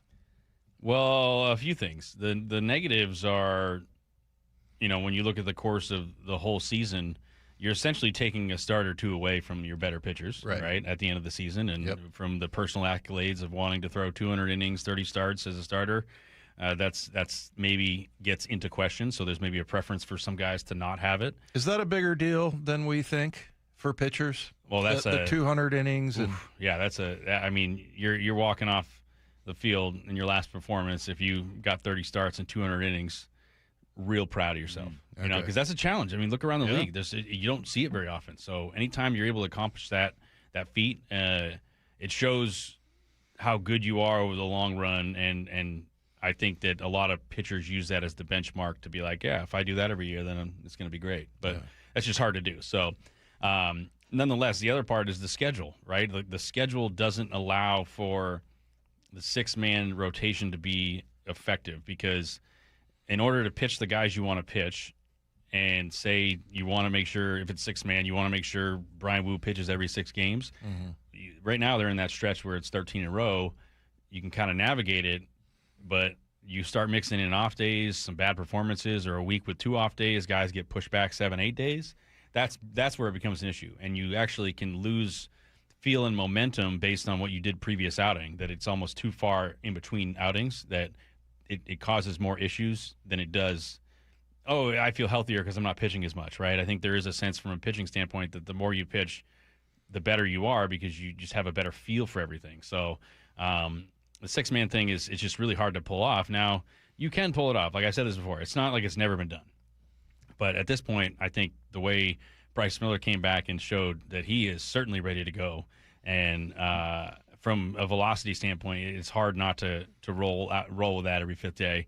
And when you look at Castillo and his body of work, and it's nothing, taking nothing away from how important he has been to this team and what he has done when he got traded, and really kind of the presence he has inside that clubhouse that is very, very strong and is a highly respected guy.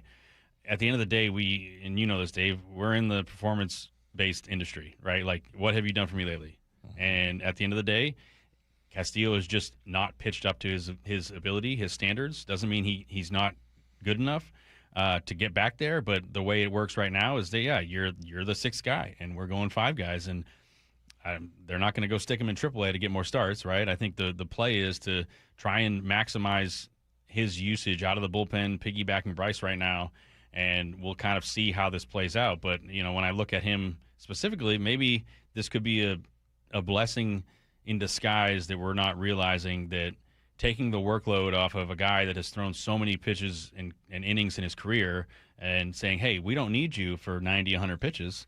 We need you for 30 to 60, right? Whatever it may be, right? He may have a couple quick innings where he pitches three innings and it goes 30, 40 pitches. That's great. But the thing that I'm hoping to see is that, like, all of his stuff ticks back up.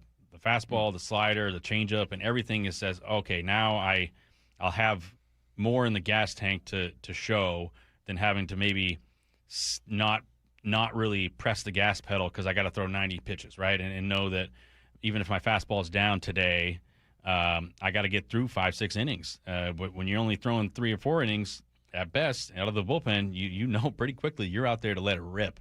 So hopefully Castillo sees like a resurgence in his stuff just by being in the bullpen. What do you think will be different for him, though, about a routine in coming out of the bullpen Everything. compared to, and how challenging is it going to be? I'm fascinated to see what he looks like, because, you starters are so attuned to what every single minute leading up to when you start is scheduled.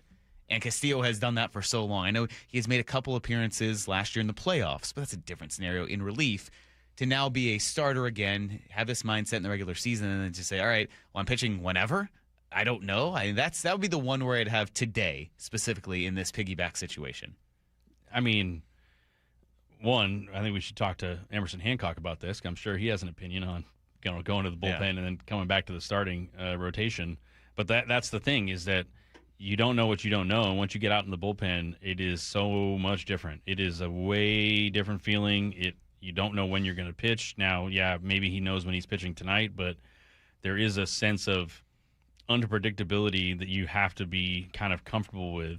And the situations you may find yourself in will definitely not be that of a starter. So your routine in terms of your preparation of what you need from a physical standpoint, the mental stuff, you're probably just going to learn on the fly. Like you can't do much about it until you're in it and take those experiences and learn from it. But I think from the physical aspect is and every bullpen guy realizes this, because a lot of us are failed starters, man. It's like we that's how it is, right? We all were starters until we weren't good enough to throw 3 pitches effectively, right? Is that he'll get out there, and I think if his name gets called, that bullpen phone rings, he'll get that shot of adrenaline, he'll get up on the mound knowing that he has to kind of step it up quickly, and then he'll realize that, I can get going pretty quick, right? I'm conditioned. I'm like, I want to get ready to throw 100 pitches each game, but knowing that I only got 30 or 40 or 50, whatever it happens to be, maybe this is an easier workload and he's able to navigate it. And he has a bunch of guys down in that bullpen that have been there and done it. So some of this stuff he's going to learn on the fly, but some of it's going to be kind of, hey, what do you do? How do you get ready? Hey, Ferrer, what do you do to get ready? Like, I think picking people's brains to figure out where can he find his own little niche inside this bullpen, because in the near term, he's going to be a bullpen guy. And I think that might be relied on more than just Miller piggybacks. Yeah. Well, we have plenty more bullpen insight that we need your expertise on. I got a couple of questions over here. Is it about what? Well, I got a couple of answers. I'll bet you do. Well, we will get to that. Charlie Furbush is here with us for the 4 o'clock hour. We're rolling along. Mike Lefko, Dave Wyman with you. It's Wyman and Bob on Seattle Sports and the Seattle Sports app. Mariners GM Justin Hollander, exclusively with Brock and Salk. If you hadn't had the Donovan injury, would we have seen him very soon anyway? Probably not very soon, but those conversations had started. So I think within a month, probably. We really were happy with what we were seeing at the plate for him over the last couple weeks and seeing real sizable jumps in at bat quality and his ability to drive the ball. Hear the full conversation on the Seattle Sports app and Seattle Sports on YouTube. Hey, it's Dave Wyman here, and you've heard me talk about a local company for over a year now. It's Harley Exteriors, and I recently sat down with them, and I was really excited to hear about the many Seattle sports listeners they've worked with on window and door replacements. And Harley Exteriors, right now, they have stepped up with a can't-miss offer. $450 off each new window, $1,000 off each patio door or entry door, 12-month and 18-month, no interest, no payment options, plus $200 off your final project. If that isn't enough to get you started on your new project, I don't know what is. So schedule a consultation just like I did. Call 833-HARLEY, that's HARLEY, or go to harleyexteriors.com. Minimum purchase of 4 windows required for window discount. Qualifying windows must be 36 by 36 or larger. No size minimum on patio or entry doors. Financing subject to credit approval. Cannot be combined with other offers outside this promotion. Offer valid through May 31st. Around here, we see a lot of people head out. No matter where they're going, we just help make sure they're ready. Before you hit the road, get a pre-trip safety check from Les Schwab Tires. It's free. Plus, this May, save up to $200 on select sets of 4 tires, including all-terrain, highway, all season, and all weather. So go ahead. Explore with confidence. Les Schwab Tires. We're here to help you take the long way. Limited time offer while supplies last. See leschwab.com/sale for details. At Fisher Investments, we may seem like other money managers, but we're different. What makes you so different than the rest of us? We ensure clients receive unparalleled service at every step of the relationship. Tell me more. Our investment counselors focus on service over sales, prioritizing clients' needs. How do you make money? We don't sell any commission-based products. We have a simple management fee based on the value of our client's portfolio. So we do better when our clients do better. What about client portfolios? We get to know each client, their finances, family, health, lifestyle, and more, and then we tailor a portfolio based on their specific goals and needs. Your clients really come first then, huh? Yes, we make them a top priority. Our goal is helping them achieve a comfortable retirement. Wow, maybe we are different. At Fisher Investments, we're clearly different. Learn more at FisherInvestments.com. Investing in securities involves the risk of loss. Get Welcome to Markdowns for Miles at AutoZone. Got any markdowns on brakes? We mark Duralast brake pads down to free. Free Duralast brake pads? When you buy 2 rotors. Can I get Duralast Gold pads for free? With 2 Duralast Gold rotors, and there's a lifetime warranty on brake pads. That's a huge markdown for so many miles. Save on brakes and more during Markdowns for Miles at AutoZone. Get in the zone, AutoZone. Restrictions apply. Wesley Financial Group is not a law firm. I'm Chuck McDowell, founder of Wesley Financial Group. Did you buy a timeshare because they told you it was a great investment? That's a lie. Most timeshares can be bought online for $1. To find out what your timeshare is worth and to cancel it, call us today and we'll send you our timeshare exit kit free with all your options for cancellation. Call Wesley for your free exit info guide. 800-771-1300. That's 800-771-1300. Mariners and White Sox tonight at T-Mobile. 6:40 first pitch, pregame at 5:30. Listen live for free on the Seattle Sports app. With Popeye's new $6 faves menu, you can get this 3-piece chicken, this 3-piece tenders, this chicken sandwich, or these 2 regular sides for just $6 a piece. I know you can't see what I see, but trust me, those bold Louisiana flavors look so good, you might just have to get them all. Now there's an idea. Love that chicken from Popeyes. Limited time at participating U.S. restaurants. Price may vary. Terms apply. Step inside and let the excitement take you places. This is Muckleshoot Casino Resort, the ultimate spot for action that reaches incredible heights, luxury that knows no bounds, and live entertainment that always thrills. It's all at one incredible destination. So when you look for the best, look nowhere else. Muckleshoot Casino Resort, the biggest and best in the Northwest. Muckleshoot. Do you owe $10,000 or more to the IRS like Will? When I was 50, my whole life fell apart. I lost my job, I lost my wife, I lost the house, I lost pretty much everything except for my life. When the IRS came calling, I just didn't have it in me. I felt like Wile E. Coyote, just waiting for that IRS anvil to drop. Then Will found tax relief advocates. I heard their advertisement on the radio, I wrote down the number, and I made the call that changed everything. The IRS gave me a bill for $40,000. Tax Relief Advocates got that down to $3,200. I've paid 9 cents on the dollar. Now that's a great deal in anybody's book. If you owe 10 or even hundreds of thousands of dollars to the IRS, don't lose hope. Do what Will did and call TRA for a consultation. But for me, the real win is I got my life back. Visit TRA.com or call 800-488-2578. 800-488-2578. That's 800-488-2578.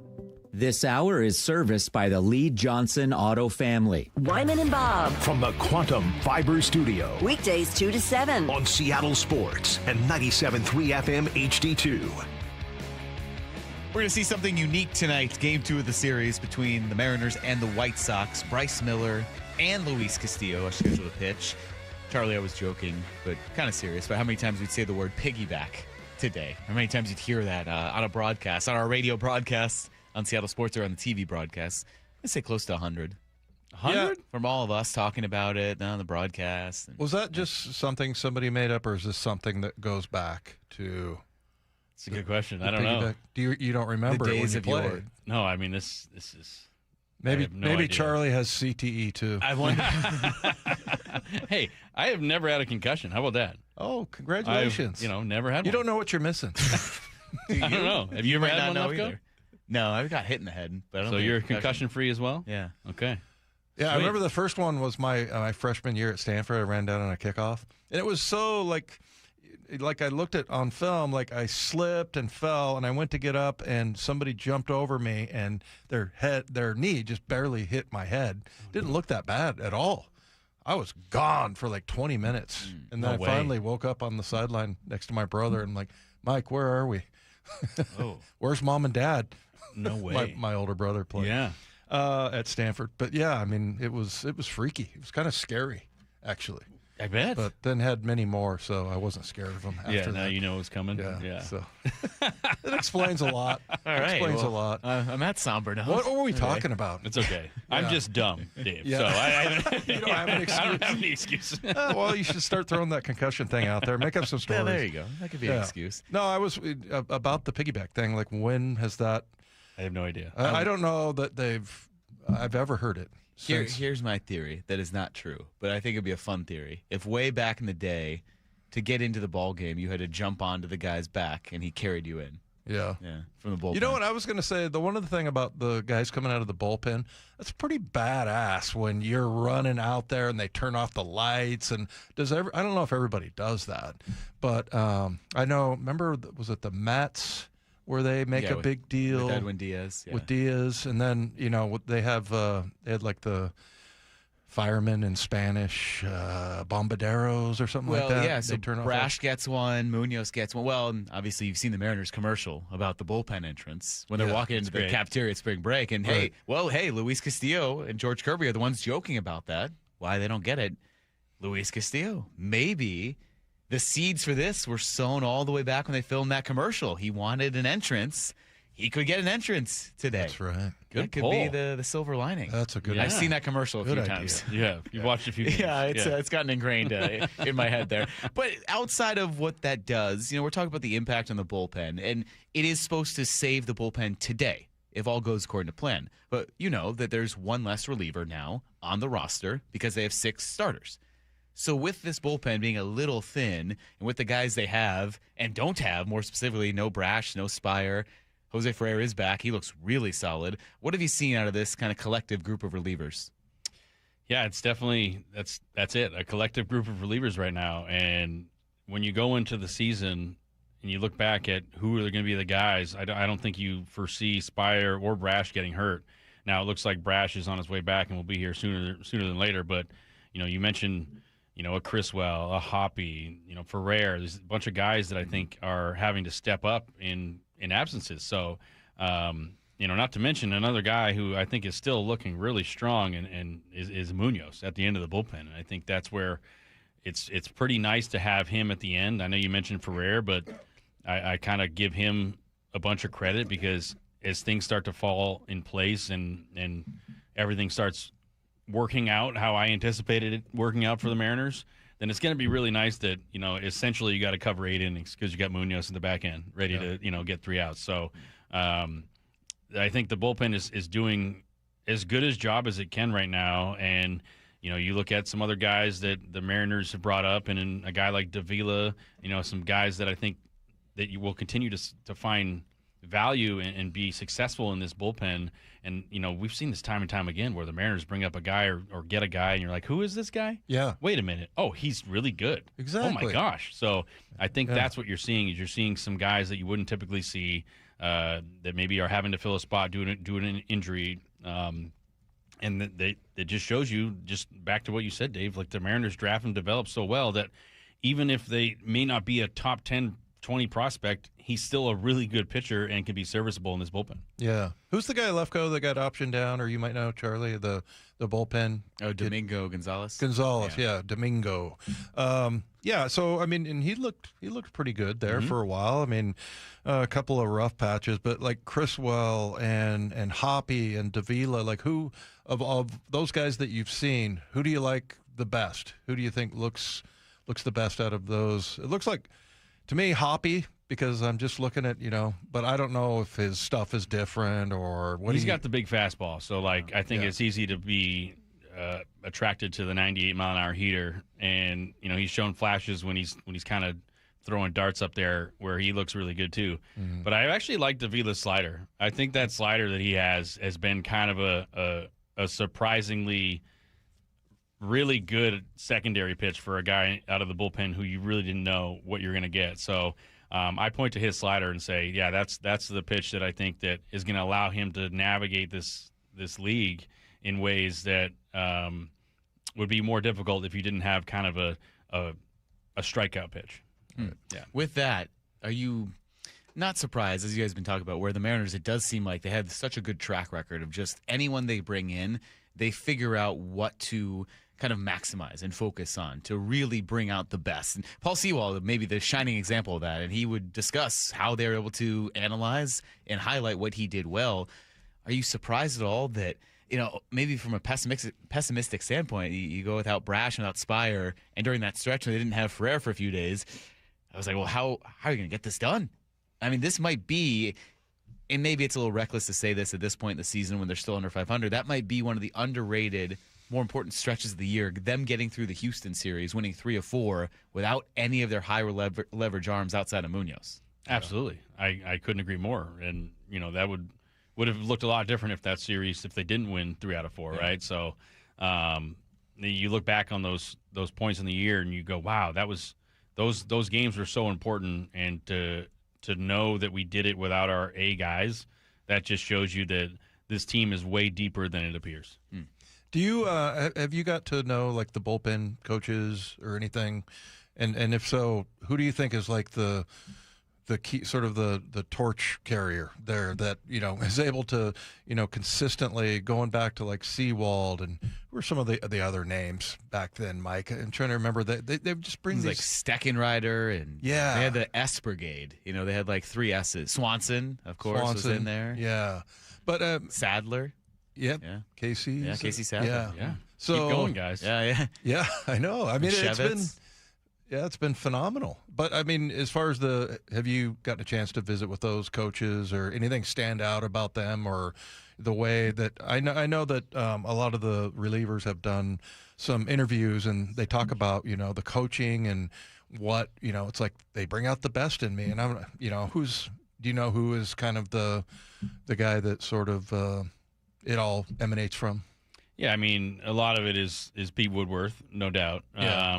Another guy I'll give some love to is Danny Farquhar, and sitting kind of more behind the scenes, but as a former teammate of mine, and I've picked his brain as much as I can about how they look at pitchers and how they evaluate, and I think it is pretty fascinating to hear that vantage point and understand that, they do a good job of telling and showing each player their strengths. Yeah. Right. And I think that's where you find maybe the Mariners find value in players that maybe are coming off a down season because for whatever reason, the messaging, whatever they learned in the other organization didn't click. And then the Mariners can show them a different way and then give them that confidence that they didn't have. Yeah. And then it skyrockets into a major league player. So, I think he's talked about just how they are on a constant next man up mentality. So when you're in the bullpen, you have to be willing to do whatever it takes, whatever is thrown your way. And also when it comes to the strengths and pitching to your strengths, like that's the other thing. It's like go out there and know that this is the same game and leave it all out on the field. Like don't second guess anything. We know how talented you are. We know what you can do. I think that's the thing that they do a good job of is, hey, we have a bunch of data, we have a bunch of information, and we want to share this with you. But guess what? When you step between the lines, forget about it. Execute, go compete, get it done.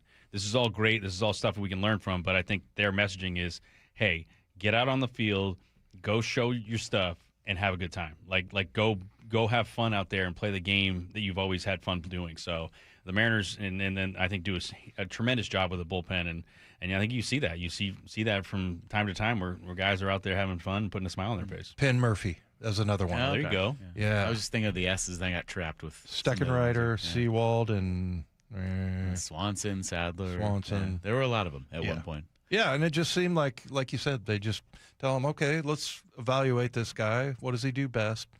Throw those 2 pitches. Because that's what Sewald would always tell us. He's like, I got 2 pitches. That's it. And then sometimes you double or triple down on a location. Like, we just want you to throw this pitch in this spot. Yeah. And instead of trying to navigate at bats lefty to righty, I got to throw it down and in, I got to throw it down and away, up and in, up and away type thing. Hey, just throw it this same spot every time. Like, don't worry about it. So the Mariners do a good job of it. Yeah. Well, bullpen injuries aside and how they've done well overcoming them, the lineup has kind of been decimated by injuries as well. We'll kind of dive into the impact of that and why there might be a little bit of a benefit now for Brendan Donovan when he comes back. Get Charlie's thoughts on all of that. Mike Lefko, Dave Wyman, Charlie Furbush here with you. Wyman and Bob on Seattle Sports and the Seattle Sports app. Brock and Salk. Two numbers tell the story of this Mariners season. Morning 6 to 10. 15 and 25. That'd be the record if you took away the wins versus Houston. In games not against the Astros, the Mariners are 15 and 25. The other number is 2. That's the number of games back the Mariners are in the very weak American League West. All of those things are true at once. There is a major issue with the way this team is played, but the division you're in is so weak that it's going to keep you in it forever. Only on Seattle Sports. Bob Stelton here, and if you've had LASIK or EVO ICL to get out of those glasses and contacts, you know how freeing it was. I had LASIK, but when I got older, I started to need reading glasses to see my phone or a restaurant menu. That's when I went to K2 Vision for refractive lens exchange, and it was a game changer. If you'd like to rid yourself from all glasses, including readers and bifocals, learn about K2 Vision RLE at their free live webinar this Thursday at noon. It's a perfect opportunity to meet Doctors Kopstein and King and have them answer your questions about K2 Vision RLE, like how is RLE different from LASIK and EVO ICL? Why won't I get cataracts after RLE? How does the light adjustable lens work? And lots more. The light adjustable lens is the premier technology for those who have had LASIK and now want to get rid of reading glasses. Plus, never get a cataract. K2 Vision has done more light adjustable lens procedures than anybody else in the country. Join the free live webinar this Thursday at noon. Register at K2VisionRLE.com. K2VisionRLE.com. In 2026, Bay Alarm celebrates 80 years of security. With burglar and fire alarm systems, 24/7 in-house monitoring, and local service, our promise to the Puget Sound remains the same. We got you. Learn more at bayalarm.com. Dealing with divorce and custody issues can be terrifying and very lonely, but you don't need to face it alone. Goldberg Jones has been helping Northwest husbands and fathers for more than 30 years. Thousands of men have put their trust in us. You can too. Learn more at goldbergjones.com. Do you have a car, truck, or SUV you're willing to sell? How about an RV or commercial vehicle? Wayscar Ford in Auburn will buy it from you. And when they resell your old vehicle, they'll split the profit with you 50-50. That's right. You'll get paid twice. I'm here with Mark Clymer of Wayscar Ford. Mark, I'm not surprised your vehicle profit-sharing program's doing well. It's a fantastic offer. It sure is, Stacy. We've been buying a lot of cars off this thanks to your advertising, and I got to tell you, customers are loving it. They're getting top dollar for their vehicle up front. They're getting paid right now, and the best part is when we resell that vehicle, they're getting 50% of the profit. A lot of people have vehicles right now that are sitting around and they're worth a lot of money, and they're saying, you know, what the heck? I want to sell it. I don't want to deal with it myself, but I don't want to give it away either. This is the perfect opportunity for them to get the most they can for the car without having to go through the hassle of selling it themselves. Exclusively at Wayscar Ford, celebrating 104 years in Auburn. WayscarFord.com. That's WayscarFord.com. Spring is the perfect time to make improvements that protect and add value to your home. Hi, Justin Shirley, CEO of State Roofing and Exteriors. For decades, homeowners across the Pacific Northwest have trusted our team for roofing, siding, windows, and custom decking. This spring, save up to $3,000, or qualified homeowners can take advantage of 0 down, 0 payments, and 0 interest up to 24 months. Call 866-ROOF-ROOF or visit stateroofing.com today to schedule your free estimate. Hey, Mike Salk here for all my friends at Snoqualmie Casino and Hotel. And the show lineup is pretty sick. You like comedy? Chris Tucker, Friday, June 26th. And David Spade on Saturday, August 15th. For music, Hinder is going to be here Friday, July 3rd. And in little country music, Mitchell Tenpenny on Friday, July 10th. You can go to snocasino.com for all those details. Remember, it's Seattle's closest. It's Snoqualmie Casino and Hotel. Please game responsibly. Mariners and White Sox tonight at T-Mobile. 6:40 first pitch, pregame at 5:30. Listen live for free on the Seattle Sports app. Woodworker, check. Metalworker or material handler, check. Equipment Sales and Surplus in Auburn offers competitive pricing on leading brands like Jet, Powermatic, Wilton, Bailey, and others. Whether you're a hobbyist or a fabrication shop needing metal forming machines, they have hundreds of machines and accessories. The only dealer offering scratch and dent and discounted items. Check them out in Auburn. EquipmentSalesandSurplus.com. Your go-to for woodworking, metalworking, or material handling. That's EquipmentSalesandSurplus.com. Hear that? Sounds like simple. Valvoline Instant Oil Change simple. No appointments. About 15 minutes to change your oil. Then out the door and back to life. Yeah, honey, on my way. Valvoline Instant Oil Change. Expert service doesn't need to be overcomplicated.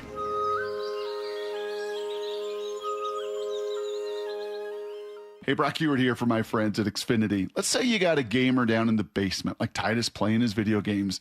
Maybe a streamer watching shows in the living room like my daughters. A Zoom call for me in the kitchen, and every single one of them is asking you the same question. Why is the Wi-Fi so slow?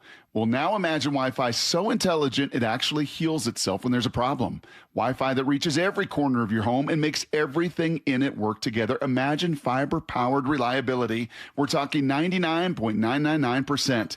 Imagine Wi-Fi built for speed with everything included, your data, your equipment, the most reliable Wi-Fi, all in one price. And that price, you can lock it in for 5 years. Same price, no contracts, no commitments, and no surprises. Plus, get online in minutes with same-day Wi-Fi. 5 years of predictability on the most reliable fiber-powered Wi-Fi with our very best equipment.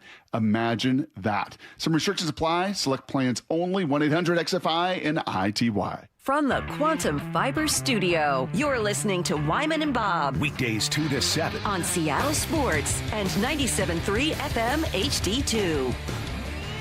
Well, enlightening conversations happening here during the break. Oh, yeah, we're solving all the world's problems in here.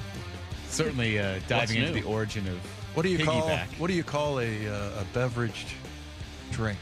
A carbonated beverage is what I meant to say.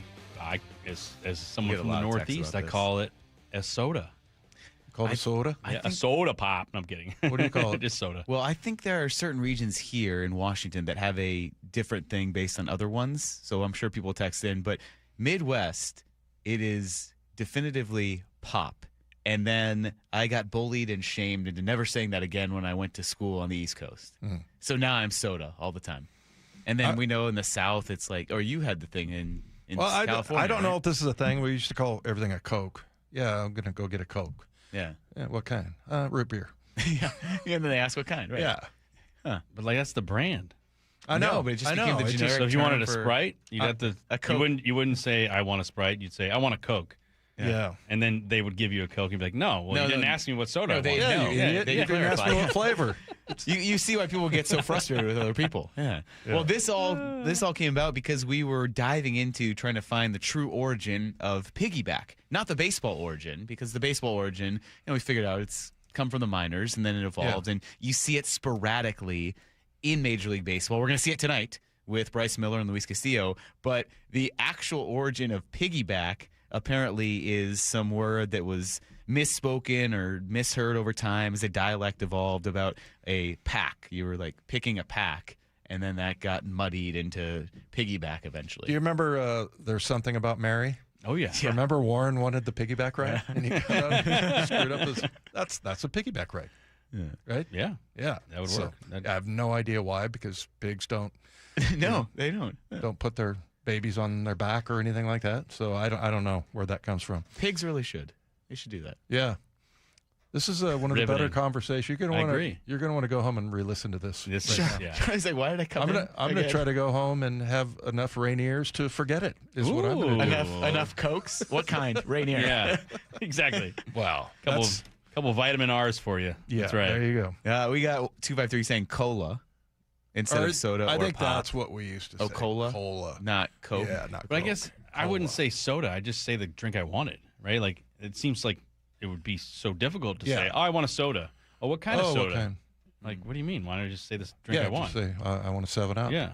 Or a Dr. Pepper. That's right. There you go. You know what? I bet Brendan Donovan calls it pop. Well, because he's from... Well, he's from all over, but hey, he was born in Germany. What does that even mean, he's from all over? Well, he's from all over. Aren't we all from all over? No, he moved around a lot as a kid. Okay. Well, he's a military kid. Yeah. Okay. So that's why. So actually, I don't know. As I said that, but I just associated with St. Charlie Louis. getting very aggressive. Well, maybe going after he calls Lefko. me that. But with Brendan Donovan on the IL, and now, unfortunately, Charlie, we saw it as it's a recurring issue. It's that same left groin, and that's the issue again. He's back on the IL for the second time. What do you think the impact of Colt Emerson being up can do when Brendan Donovan returns? It seems like, hey, keeping him off his feet at third base, who knows where he's actually going to play, but maybe moving him around doesn't put as much strain on him at that specific position. How do you see it playing out whenever Brendan Donovan's back?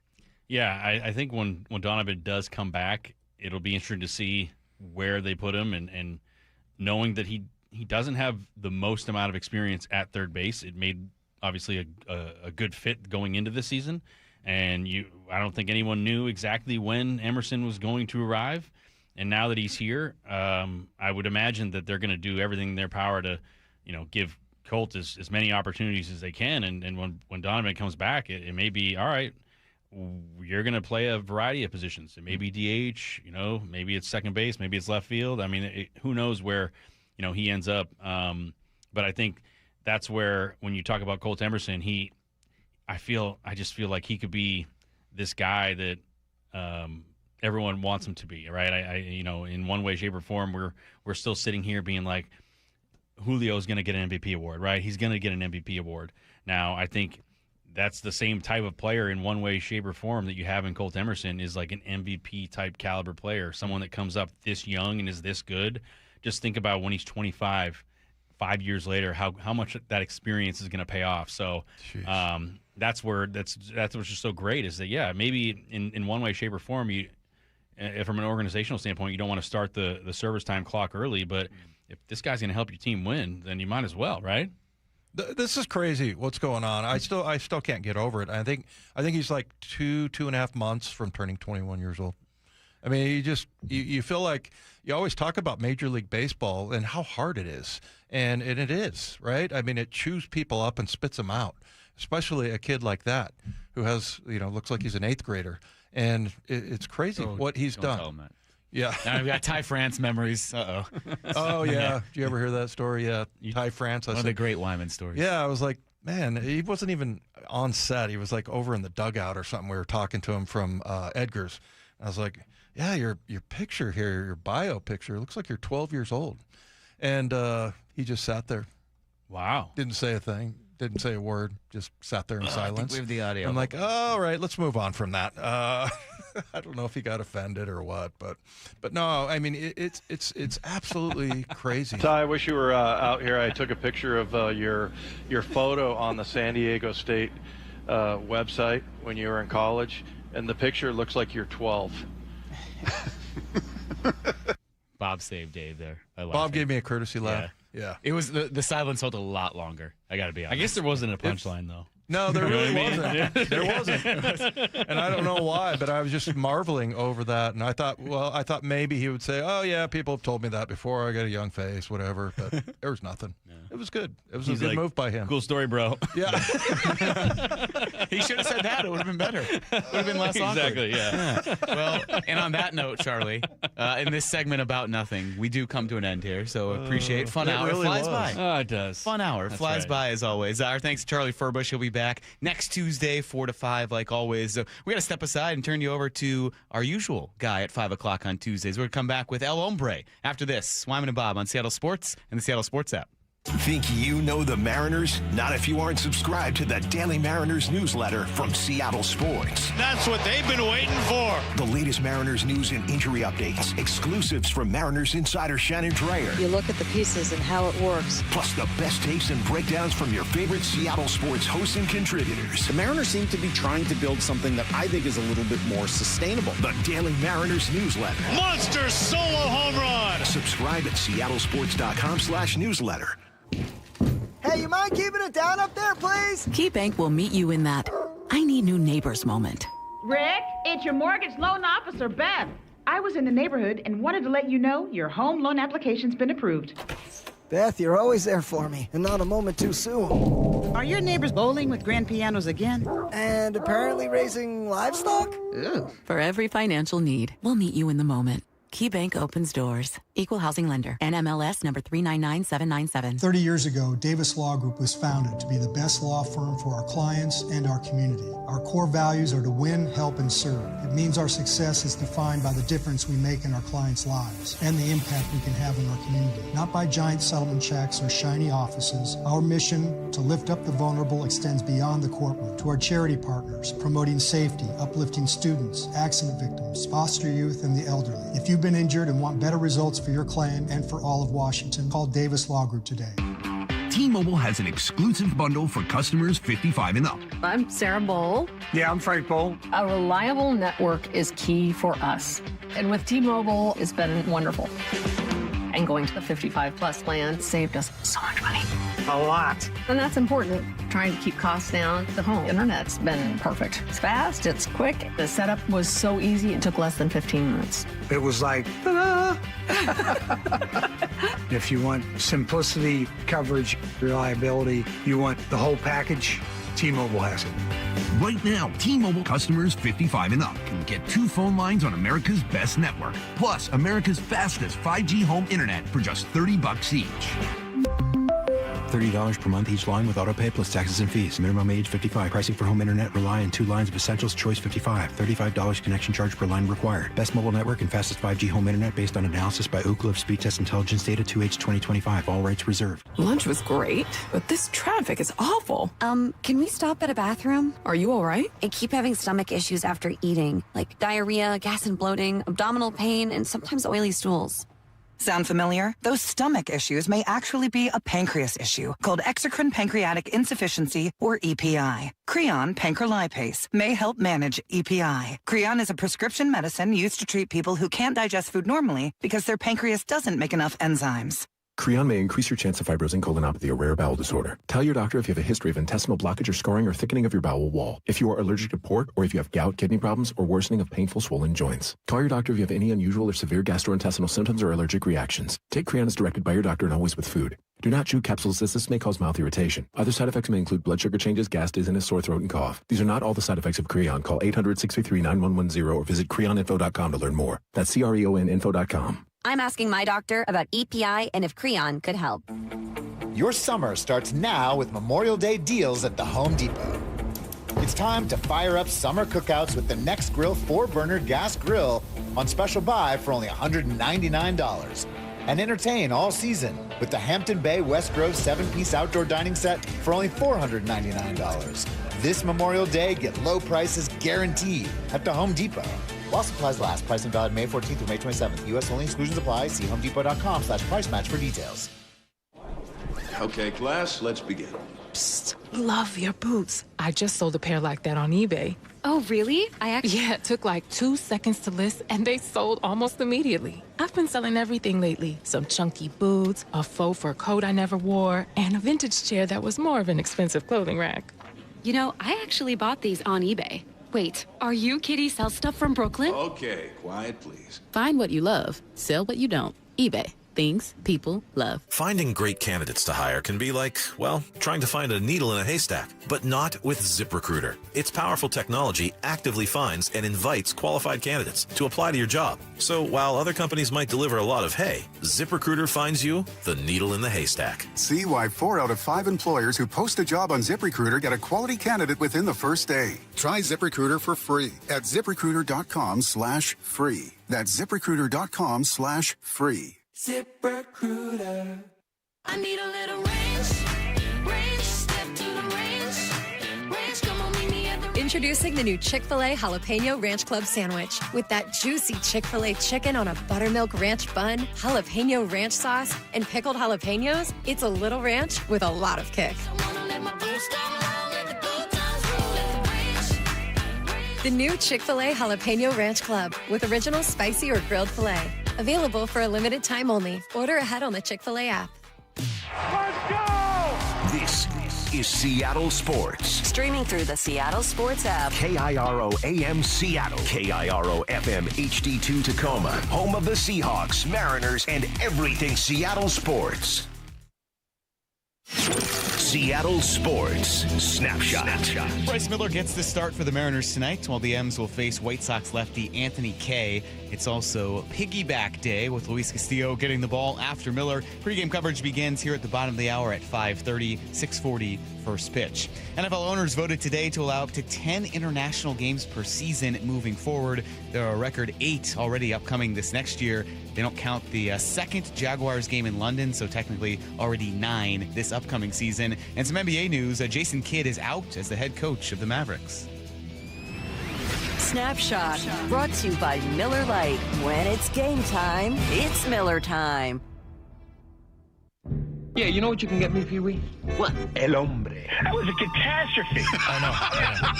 That's a new low. Yeah. Roz is better. El Hombre. The natural meets Rudy meets. I don't even know how to describe it. Well, he's here, as he is every Tuesday at 5 o'clock. Michael Bradley joins us. And, Michael, we have some bad news. I think we promised a Bob return so you can make fun of him for wanting to be in Italy rather than talk to you. He's not back yet. Seriously, how long is he going to be there? Was he trying to get citizenship? I feel like, yeah, he's now a permanent Italian. Yeah, that'll go over well. Come on, seriously, get him back. Oh, you wouldn't, Michael, you wouldn't believe the pictures. He sends these pictures, and I'm like, I've never seen Bob so happy, ever. Really? In my life. Yeah. We'll have to forward you one. He's truly Not even if happy. he got ringside seats to a UFC card? Yeah, that might be. I guess we haven't seen a picture of that. We've never seen it. Yeah. He might just have taken up a love for Italian soccer, and maybe he's going to start an Italy-focused talk show out there. Yeah, that'll go well. Yeah. Bob talking about Serie A, as they call it over there. I believe he'll be back certainly be back by next Tuesday, so I can promise you that. Last week. Well, we were under some false information. I think technically I think he's back from Italy. I think what he's Now saying is recovering. that you really don't fill his shoes, Lefko. No, I know. That's what I'm saying. That was Yeah. a really nice way to put it there. Yeah. Thank you for reading between the lines, Dave. I appreciate that. I was saying that as develop well. that kind of relationship. We speak each other's unspoken language. Yeah. There we go. Well, Michael, actually, speaking of language here, we had a debate that broke out, and it comes down to phrasing and what you call something in certain parts of the country. And, of course, it's become a very heated debate because it's such an inane topic. But what do you call the carbonated drink if you were ordering something at a restaurant? Soda. Ah, okay. See? What do you call East it? Coast. Pop? Well, that's Midwest calls it pop. Some people out here call it pop, and then Dave just goes with Coke. Yeah, Everything's Coke. we used to call it a Coke.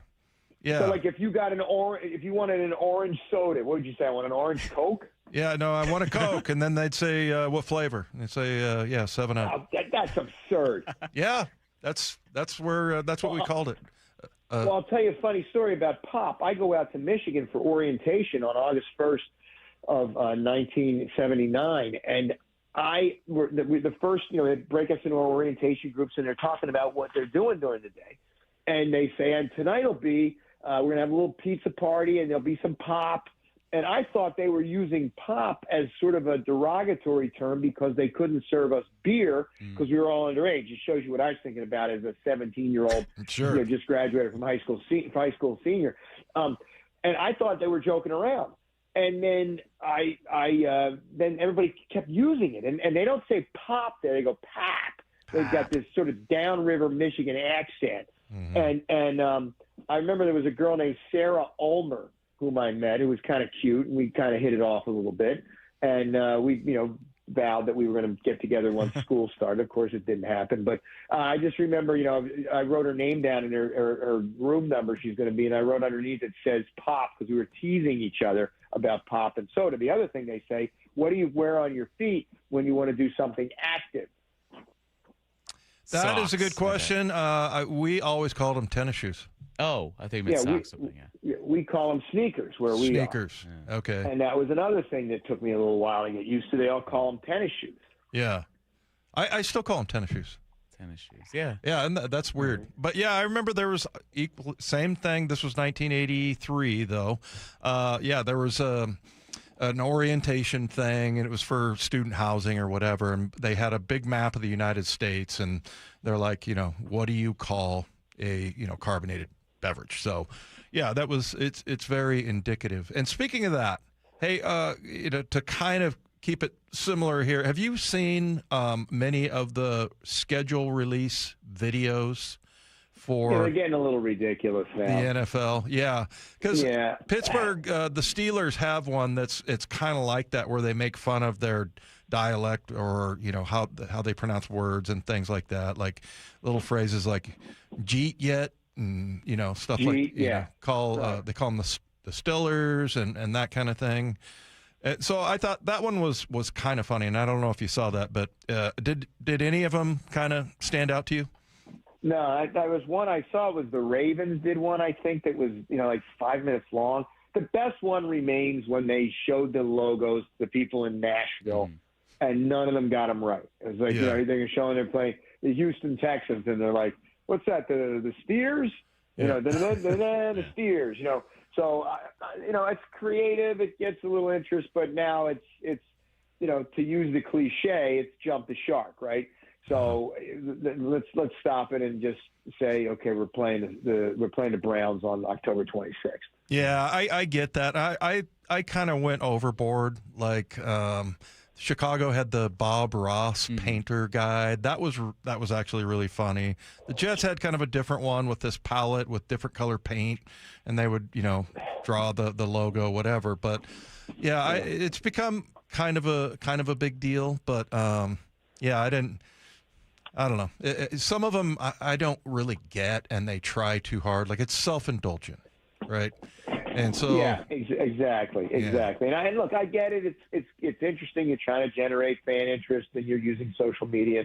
I understand it completely, but a little of it goes a long way. And I'm surprised that Jets didn't just have like a big 0 for 17 sign, or start with just count the losses, right? Yeah. Week 1 Giants, week 2, whatever. Right. Texans. So just counting their way to 17 losses.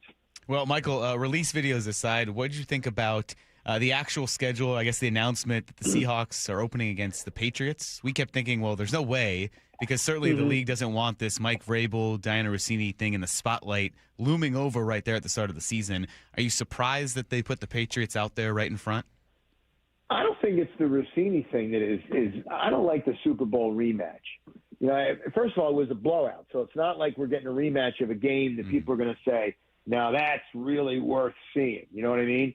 So I said when I saw that, that's curious, because I don't think they've done that in the past. They usually take the Super Bowl winner, give them the first game against a worthy opponent. And last week, I think we've all said that we thought they were going to get the Bears. Right. The Seahawks are going to get the Bears, but it'll be interesting. The thing about the schedule that really stood out, and it just shows you where we're going. I think it's the Rams. I may be wrong. They're playing on 6 different days of the week this season. Yeah, they're playing every day but Tuesday, and it's absurd. Okay, it's just absurd, and there's going to be a Tuesday game soon, because the NFL is going to say, wait a second, we can't have a game on every other day except for Tuesday. How do we figure this out? Eagles are playing on Thanksgiving night and Christmas Eve. All right, they're playing at 8 o'clock on Christmas Eve at home. That is awful. There's no good way to put it. You're going to take 67,000 people away from their families on Christmas Eve? I think that they are getting out of control, and I just worry that at some point people are going to be saying, all right, wait a second, the game's on Tuesday and it's on Prime, or it's Friday, and forget no Friday games, no college. I don't like the colleges playing them, and I don't want the pros playing. Friday belongs to high schools. Yep, period. Exactly. Yeah, that's what I've always heard too. That you don't mess with high school football, and it was kind of there was some dedication to that certainly, and I agree. And then the other thing is, we think it's going to get to the point where they have, what are we up to, 10 coming up this year as far as international games? I think 9. Yeah, they don't count every team's going to play game. one. They're going to have 15 or 16 coming up. Yeah, and here's exactly. the other thing. This is what the real factor is going to be in the future. There's a new Concorde being built that's going to debut. That's really going to get you across the pond fast, right? So it's going to be like going over to Europe is going to be like going to the West Coast. It will not be as onerous a trip because it will be very fast. Now, at first, it's going to be extremely expensive. Yeah. But if they get to the point where they can really fly those things frequently, and there's a lot of planes, and it works out, and you can get over there in 4 or 5 hours rather than 8 hours and back, then that makes a big difference. Yeah. So they're going to look. They want to play in China. Okay. They want to play everywhere because they want to keep opening markets so that they can keep making more money. I mean, this is absurd. Think about it. You're an NFL owner sitting on an asset that's worth $4 to $5 billion, and you own 80% of it, and you need some money. and you say, well, we're gonna sell 5% of our stake.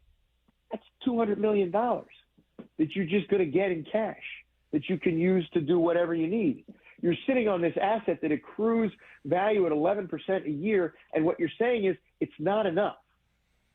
It's not enough. And the thing about the high school, that's your grassroots. Yeah. That's where people are saying they're starting their weekend with the high school sports. It's community. It's football somewhat at its purest level. I know there's some high school places where it's a little out of control. But for most places, in the small town in Minnesota where 400 people, 500 people show up, the band is there, there's a snack bar going, whatever, that's pure football. And don't mess with that. Don't take those people away from that because they want to sit at home and watch the Vikings play the Packers on a pristine early October Friday night.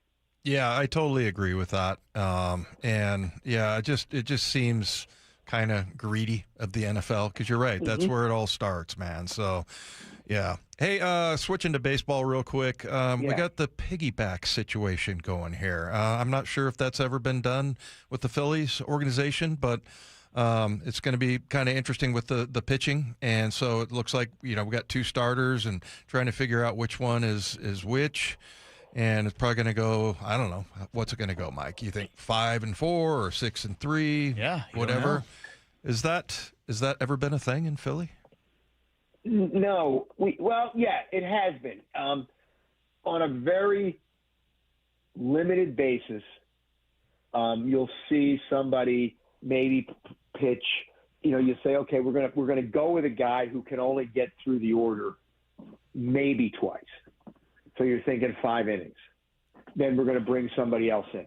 And it's known beforehand. He's not going to pitch any more than 5 innings. He's not pitching. Maybe he goes 6 if he gets through the order twice, quickly. But, yeah, it's happened a few times before because the analytics tell you now, you're no longer giving these guys the chance to prove themselves, right? You're no longer saying, hey, look, he's throwing real well. Here comes the order for the third time. We're going to go batter by batter. All right. As long as he's getting guys out, he stays in. He gives up a hit, he comes out. You don't see that much anymore. You don't let the pitcher battle through a little bit of adversity, right? How does he handle this? No, instead it's, okay, he's throwing 2 balls, take him out. The numbers say he has to leave.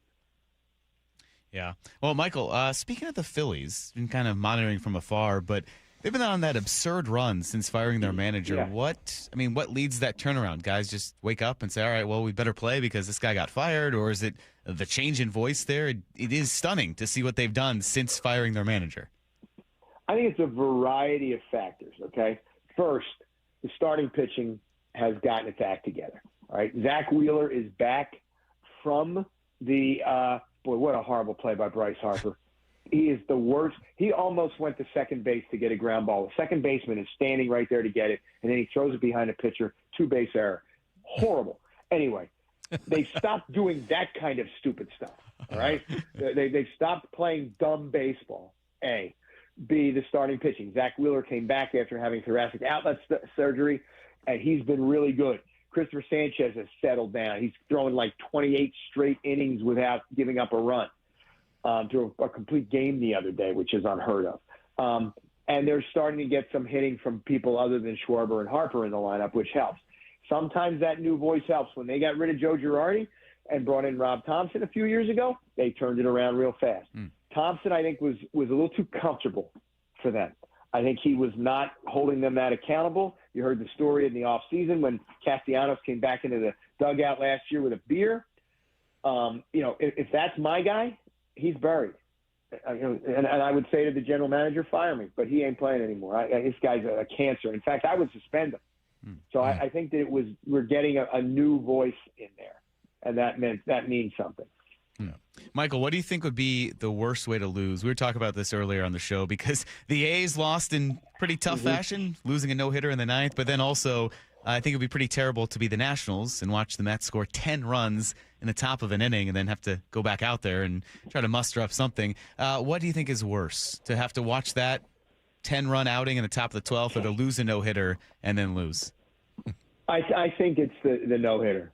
I think that's the way, because you're so excited about the possibility of the no-hitter. And it was a 1-0 game, right? Yeah. So it certainly wasn't a blowout where so you're really sweating every pitch, every bat, whatever. And then to lose the no-hitter and then to give up the 2-run homer and lose the game, that is, you go from, am I watching history, to what in the world just happened?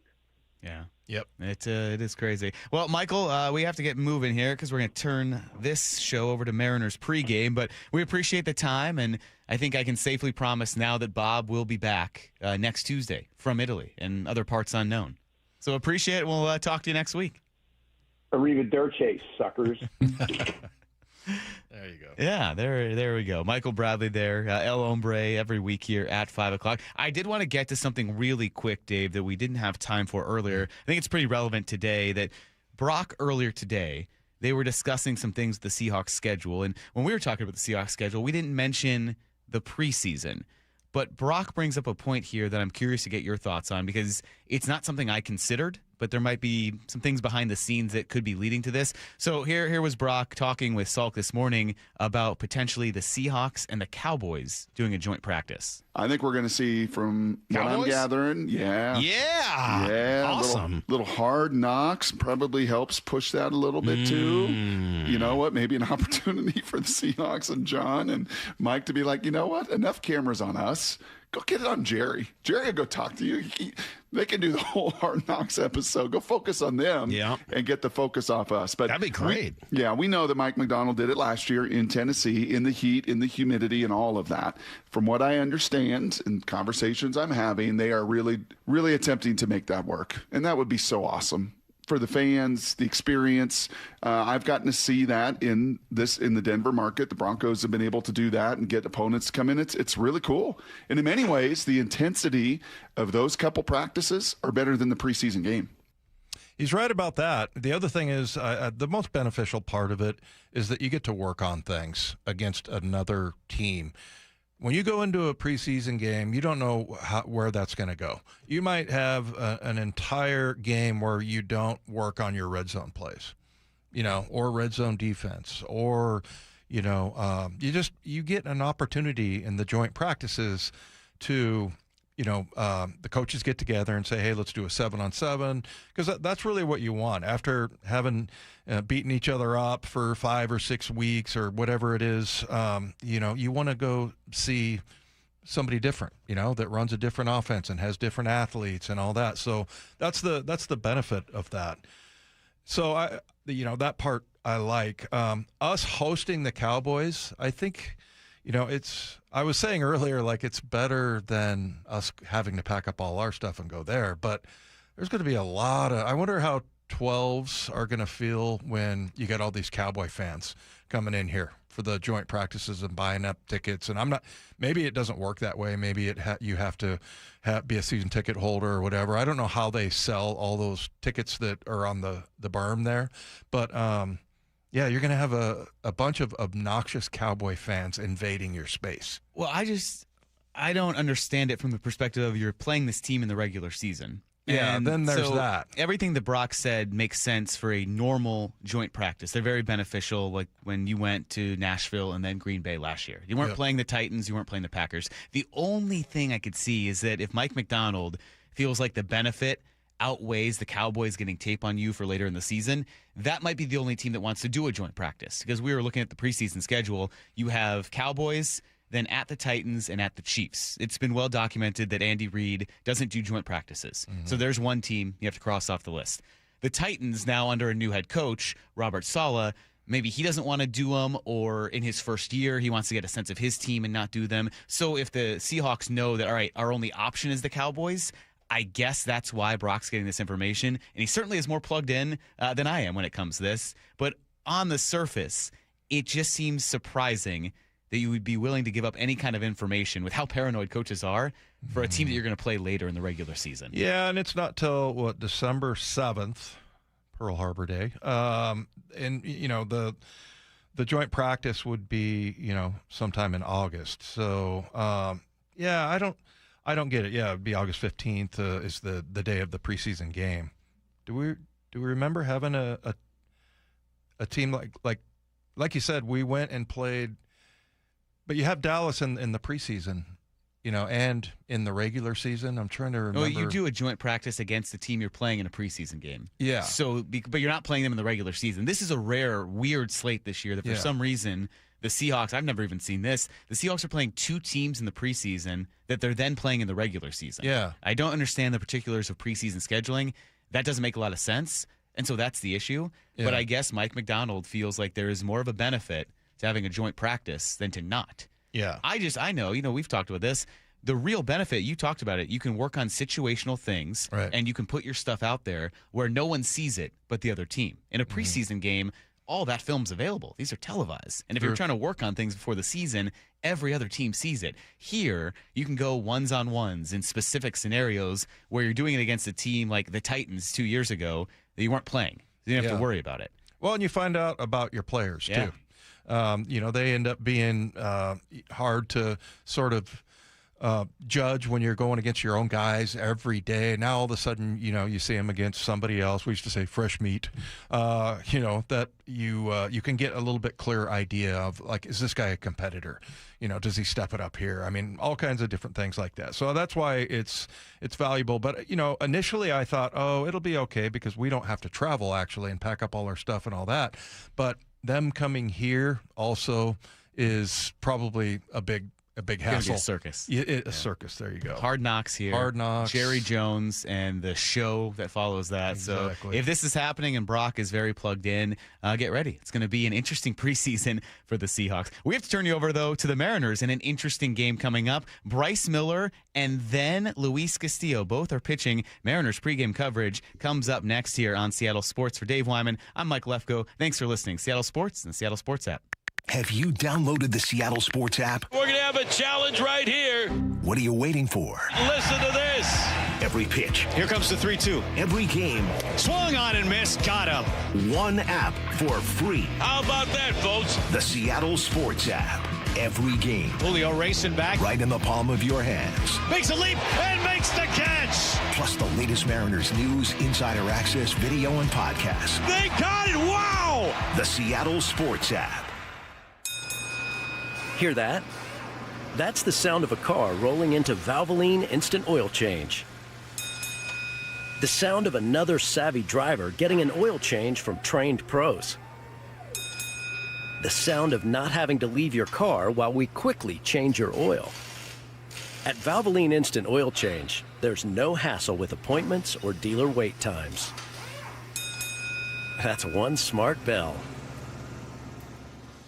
As spring picks up, Chef Store helps you keep pace. Stock up on the essentials from fresh meat and seasonal produce to frozen foods, syrups, sauces, and supplies. Open to the public, no membership required. Chef Store. Buying big, made easy. The Johnsons always talk about an orientation meeting. Their dad and grandpa, they always maintain that it's a people business. Lee Johnson Auto Family, the LJ way. The warm weather has me thinking about summer plans. Stacy here to add one thing to the top of your list. Book a demo and check out the brand new all-electric wake boat from ARC.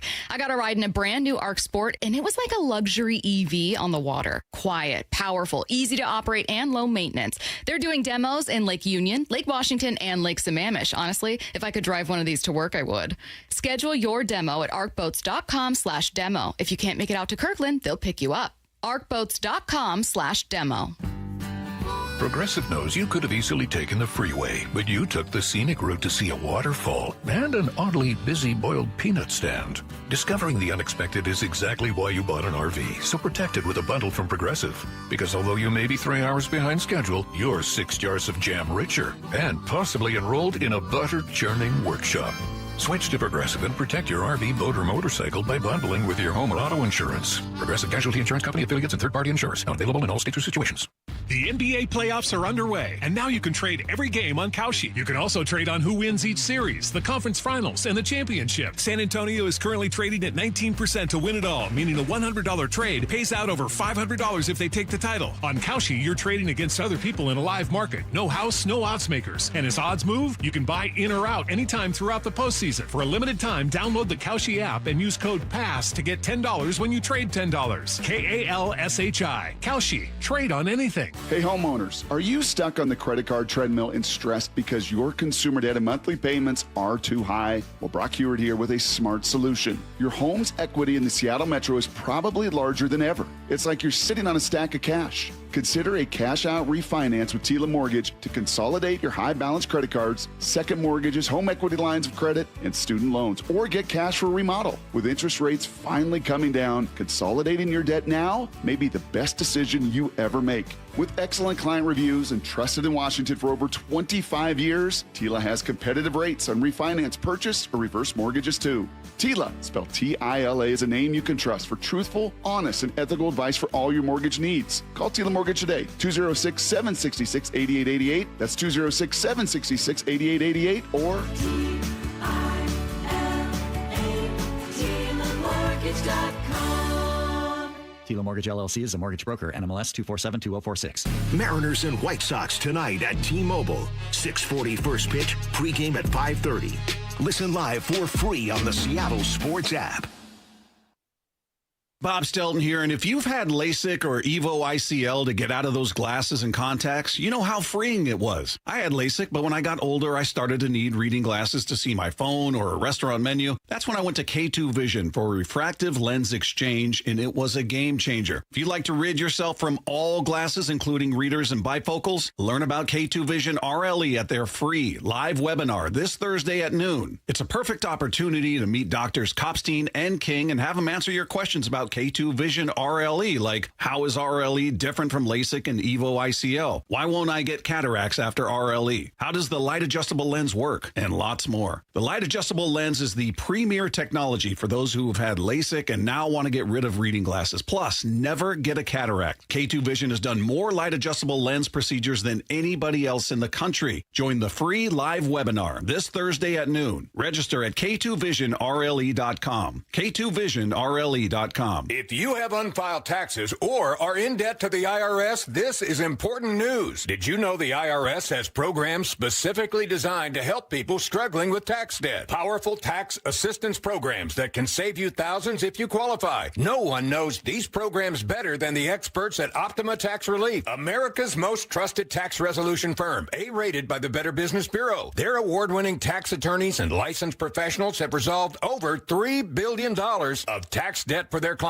One call to Optima can start the process, helping to put an end to your worries about wage garnishment, asset seizure, and other aggressive IRS actions. Find the best options to solve your tax problems. Call the experts at Optima Tax Relief today for a free consultation. Call 800-343-6460. 800-343-6460. 800-343-6460.